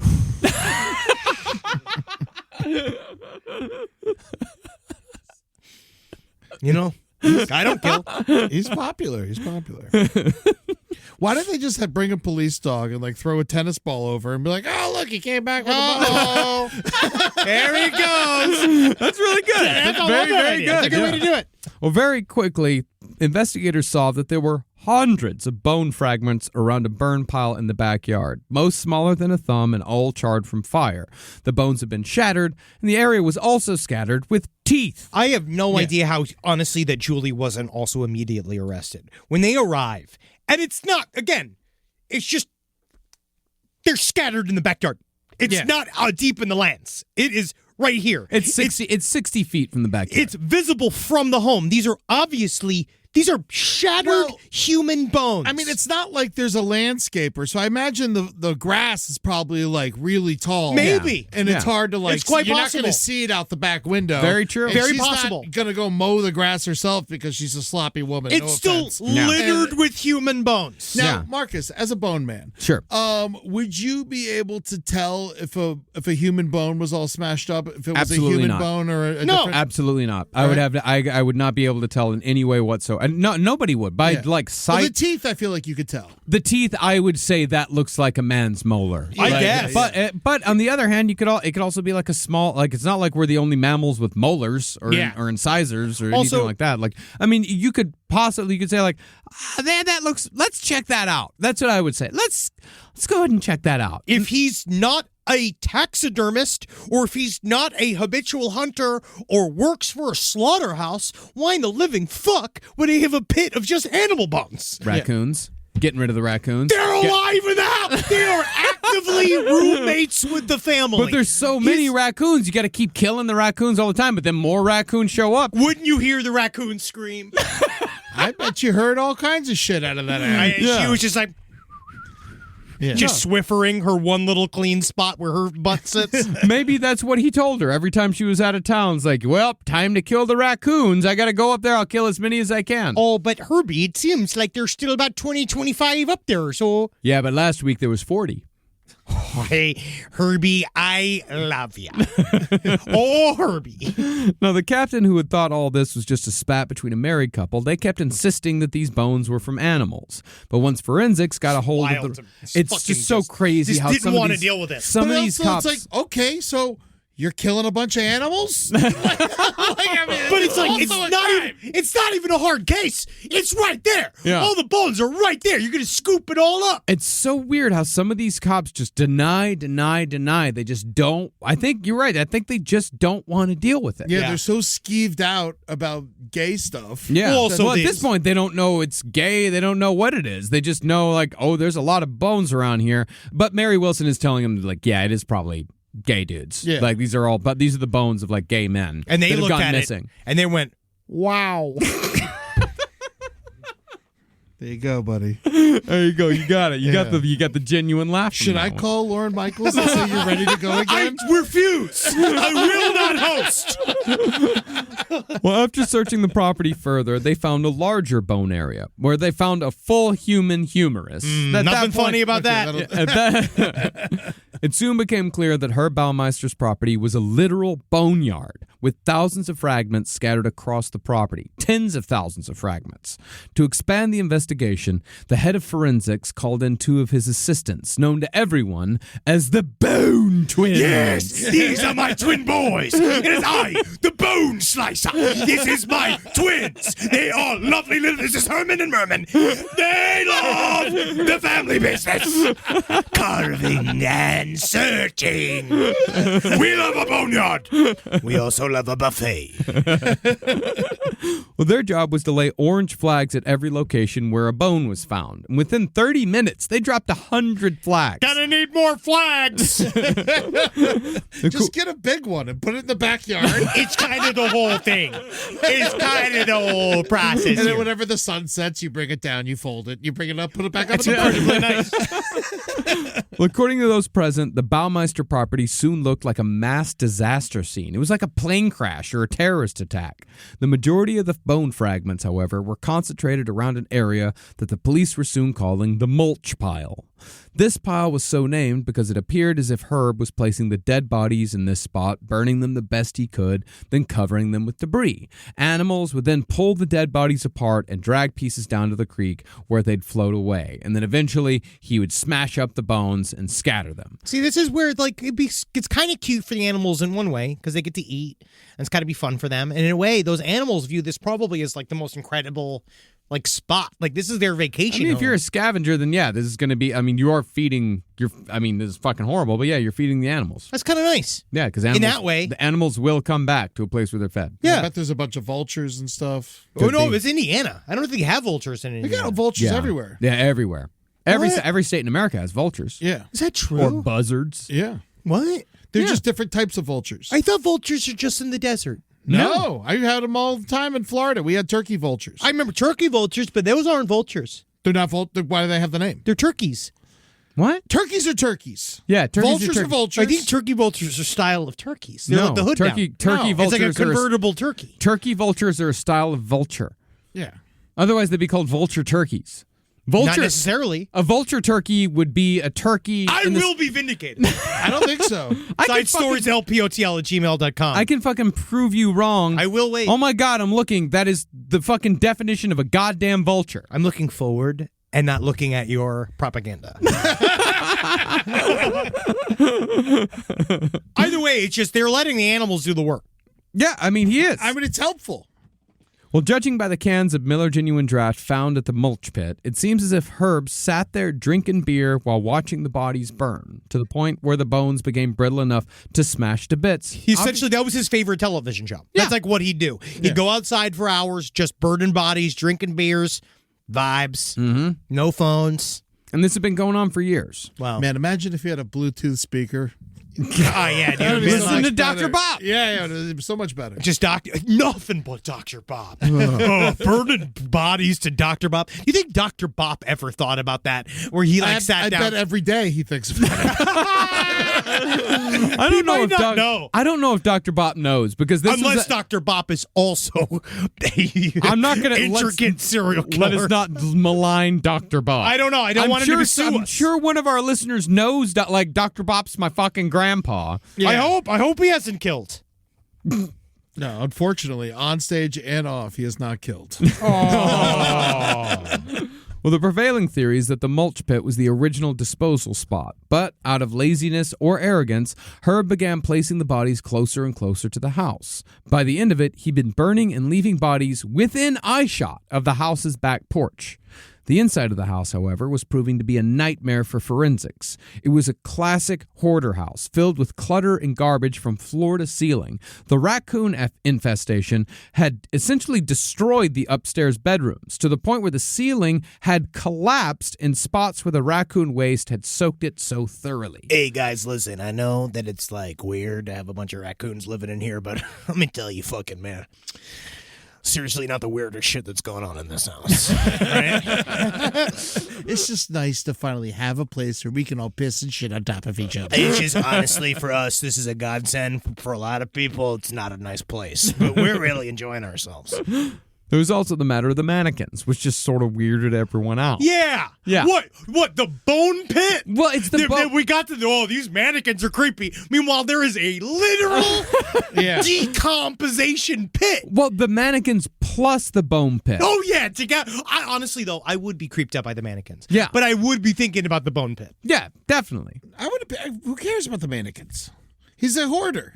Yeah, but the way they're With their set wigs up, on there, and they're all staring at the pool where all the murders happen, obviously. Yeah.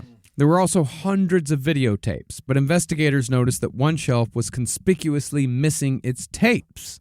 One group of guys were tasked to watch all of the tapes for evidence of Herb's crimes, but when it was all said and done, the cops said there was nothing incriminating, extrapolating further by saying that they'd never watched so many episodes of Dallas in all their life. He loved Dallas. Love Dallas. Videotaped every episode. Herb, however, had obviously taken some extremely incriminating evidence from the scene, and by the time forensics were done with the house, they had no serial killer souvenirs or strangulation ligatures. All they had were the bones. The bones! But he was he knew, and he had plenty of time to get his shit out. Yeah. Now, it seems as if Herb may have known what was coming, because he and his videotapes were, during the search, at his mother's lakeside condo 100 miles north of Indianapolis. I have to go return some videotapes. Be kind, please rewind. After 3 days of digging, 5,500 bones, bone fragments, and teeth were found, but no skulls. Those had either been taken somewhere else or smashed beyond recognition. It was also possible that the skulls had been taken down to the creek and floated downstream. Maybe Watain got a hold of them. But why take the teeth out? Because that's how you identify people. Oh, okay. Yeah. Yeah, that's right. Following that lead, investigators searched a drainage ditch down the way from Fox Hollow Farm and found intact ribs, vertebrae, lower jaws, and entire spines. Later, the ditch would be dubbed Skull Creek by the local kids. Appropriate. Oh, my God. I would be in that creek every day looking for bones. Oh, All the yeah, time. dude. Oh, my God. Oh, the yeah. time. Yeah. Absolutely. I would be The fascinated. entire summer would be, we're looking for We're bones. looking for human bones. Isn't this the funnest day of our lives, you know? Now, by this time, the news had broke that over 5,000 human bone fragments had been found on a property in Indianapolis. And we can speculate that Herb heard about it on the news while he was in northern Indiana. So he got in his gray Buick and drove across the border to Ontario via Detroit. After crossing the border, Herb pulled off underneath an underpass to sleep, but was awoken by a Mountie. While the Mountie didn't have any reason to detain Herb, just move along, he did notice a large amount of videotapes in Herb's back seat. Hey there, buddy. I can't help but tell. I'm looking back here, and if I was you, the first thing I'd do is I'd take this bunch of... You got to take these back to the video store. You don't even know what the kind... When you're holding on to inventory, there's people like me. I'm waiting. I've been waiting for Cool World for weeks now, all right? And you're holding on to it. I should arrest you on the spot. Well, it's thought that Herb filmed every murder he ever committed at Fox Hollow Farm on CCTV. And he'd brought the tapes with him just to get rid of the incriminating evidence and to destroy them. I have two theories. One is either he had a camera and filmed it while it was happening, but I think that it might have been too conspicuous, or he had a camera hidden, maybe, but the cameras were big at the time, so a little harder to hide. My thing is that I think that it happened after the deaths, and that was when he was having his little bit of maybe last night with Mary Jane style dressing straight. I actually think it might have been an entire production that we did not see. Also, some people are into getting videotaped while they fuck. Yeah. Absolutely. Like Dennis Rader, when he did his own self-photography and stuff like that, I can kind of see a world where this was another form of trophy for Herb Baumeister to put his secret self on. I guarantee the lighting was awful. Oh, not good. Yeah. Not good, friend. But after being awoken by the Mountie, Herb found his way to Pinery Provincial Park along the shores of Lake Huron. Oh. There, at a sandy picnic area, he composed a suicide letter, apologizing for leaving his family in financial ruin and for making an ugly mess in such a beautiful park. Aw. He also made sure to put all the blame for all of his problems on his wife, but never once mentioned a single murder. Yeah, weird, huh? Finally, he ended the note by saying he was going to eat a peanut butter sandwich and go to sleep. Then signed the note as the Herb Baumeister. Yes, one night only. Yes. He then put a gun to his head and pulled the trigger. That was the end of Herb, who went to his grave having never mentioned the murders to a single living person. Hold on a second. Did he have the sandwich or not? I searched for the suicide letter for days. I could not find the suicide letter. Most of what we know about it, from what I have gathered, is that it was extremely boring, and it was all just the description of this. It was just him driving, going, sleeping under the overpass. He just described his day. Yeah. And that was it. Now, to date, 10,000 bone fragments have been found at Fox Hollow Farm, and victims are still being identified as recently as last year. This is why we're even doing this story, is because in February of this year, they found new evidence. Oh, shit. Yes. Man. The current owner says that he still finds fragments to this day. And notice I say current owner. So usually the sites of serial killings get torn down or are abandoned completely. Especially when they're covered in raccoon piss and shit. Yes. And the people who buy the property almost never want to talk about the terrible things that happen there. Yeah, it hurts the home value. What I've always wondered is if those places are ever haunted. And in this case, the author of Horror at Fox Hollow Farm says that the answer is a resounding yes. And it's with next week's episode that we'll fully explore the intense paranormal activity that supposedly plagues Herb Baumeister's former killing grounds. Whoa, I thought the second episode we were just going to get more into the killing. No, dude. No, we're going to get into the haunting of Fox Hollow Farm. Well, it really is. And supposedly, Herb himself haunts the fucking place. This is a story. This next half is what makes this one of the more unique stories that we've covered under in the banner of serial killers, because not only is it the paranormal activity well documented, it really is unlike other ghost stories we've covered, there's always something dubious in the nature of it. This place, I think, is it's unbearably haunted. It's wildly haunted. Yeah, soaked with energies. Yeah, and we're going to talk about them next week. I love it, man. We got all one go. It's all of last podcast almost in one go. Yeah, if only aliens showed up, then we'd be good. And the only alien involved is Herb Baumeister. That's right. All right, well, this is fucking awesome. We're going to come back next week. We have a bunch of stuff we can't even announce yet, and we're not going to. So we will we'll announce other things first. Patreon.com/last podcast on the left if you want to see us.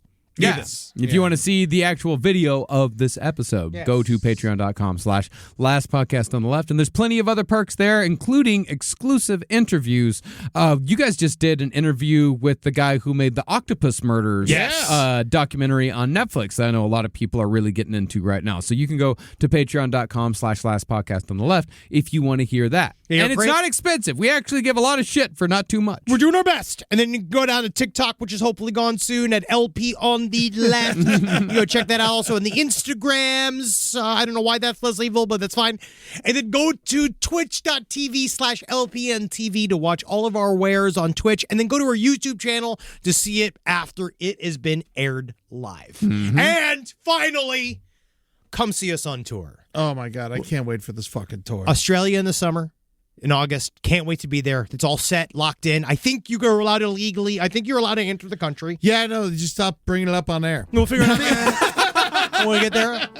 And then North America, come see us on our JK Ultra tour. Can't fucking wait. Hell So yeah. good. Tickets are selling out. Go to lastpodcastontheLeft.com to see all of the various cities that we're coming to. Yeah. And to get those tickets. Yeah, Denver in May, Seattle in June, DC in July, and so forth. forth. Yeah, but right here in LA, we're going to be doing Brooklyn. We're going to be doing Yeah. King's Theater in Brooklyn. That's going to be a I'm so excited for King's Theater. Me I too. can't Such a even cool tell show. you. Yeah. I love that place. I cannot fucking wait. Guys, this is wonderful. Hail Satan. And honestly, if you feel like you're gonna kill or wanna kill, join the army. Yeah, do it legally. Talk to somebody. No, The we don't. army. We don't want these people in the army. We want people that those dudes that are in the army. We want and them in the Navy. the men and women in our armed forces need to be able to fucking count on the person next to them. We don't need psychopaths in there. We need capable human beings. You're probably right. We love our boys in green.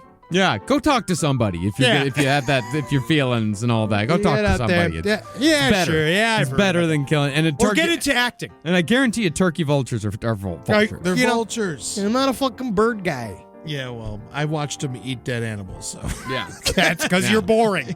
I was You're once just almost out there. I was once almost killed by a buzzard. Really? Wow. Yeah, my mom was driving us down. I was like 5, and a buzzard flew straight into our windshield and almost lost control. And, Sounds like that almost buzzard killed was us all. suicidal.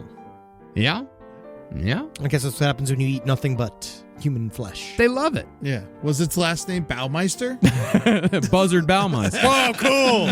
Okay, everyone. Hail Satan. Hail raccoons! Yeah. Yeah. Hey. Little hands.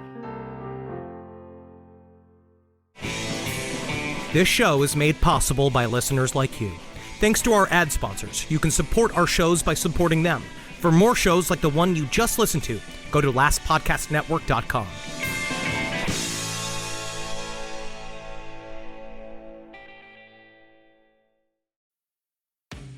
This podcast is supported by Nurtec ODT, Rimegepant. We know you didn't ask for an interruption, but migraine doesn't wait for the right moment to interrupt either. It just barges in, takes your time, and throws everything off. So when migraine takes your time, take Nurtec. It's for the acute treatment of migraine with or without aura in adults. Nurtec can provide pain relief in 2 hours, which can last up to 2 days. Ask your healthcare provider if Nurtec is right for you, because your time is for you, not migraine. Don't take if allergic to Nurtec ODT. Allergic reactions can occur even days after use. Get help right away for trouble breathing, rash, swelling of face, mouth, tongue, or throat. High blood pressure and Raynaud syndrome can occur. Get help for high blood pressure, numbness, coolness, pain, or color changes in fingers and toes. Common side effect is nausea. For full prescribing information, call 1-833-4-NURTEC or visit Nurtec.com. All right, back to your podcast, playlist, or whatever's keeping you going today. Wendy's believes summer should be more fun and less expensive, which is why, for a limited time, they're making their small classic Frosty just $1. Because let's be real, summer and Frosty just go together. So come on down and celebrate $1 Frosty summer at Wendy's with a hot deal on your favorite cool summer treat. But this deal melts away when summer does, so get it while it's hot. Or, cold. Limited time only at participating U.S. Wendy's.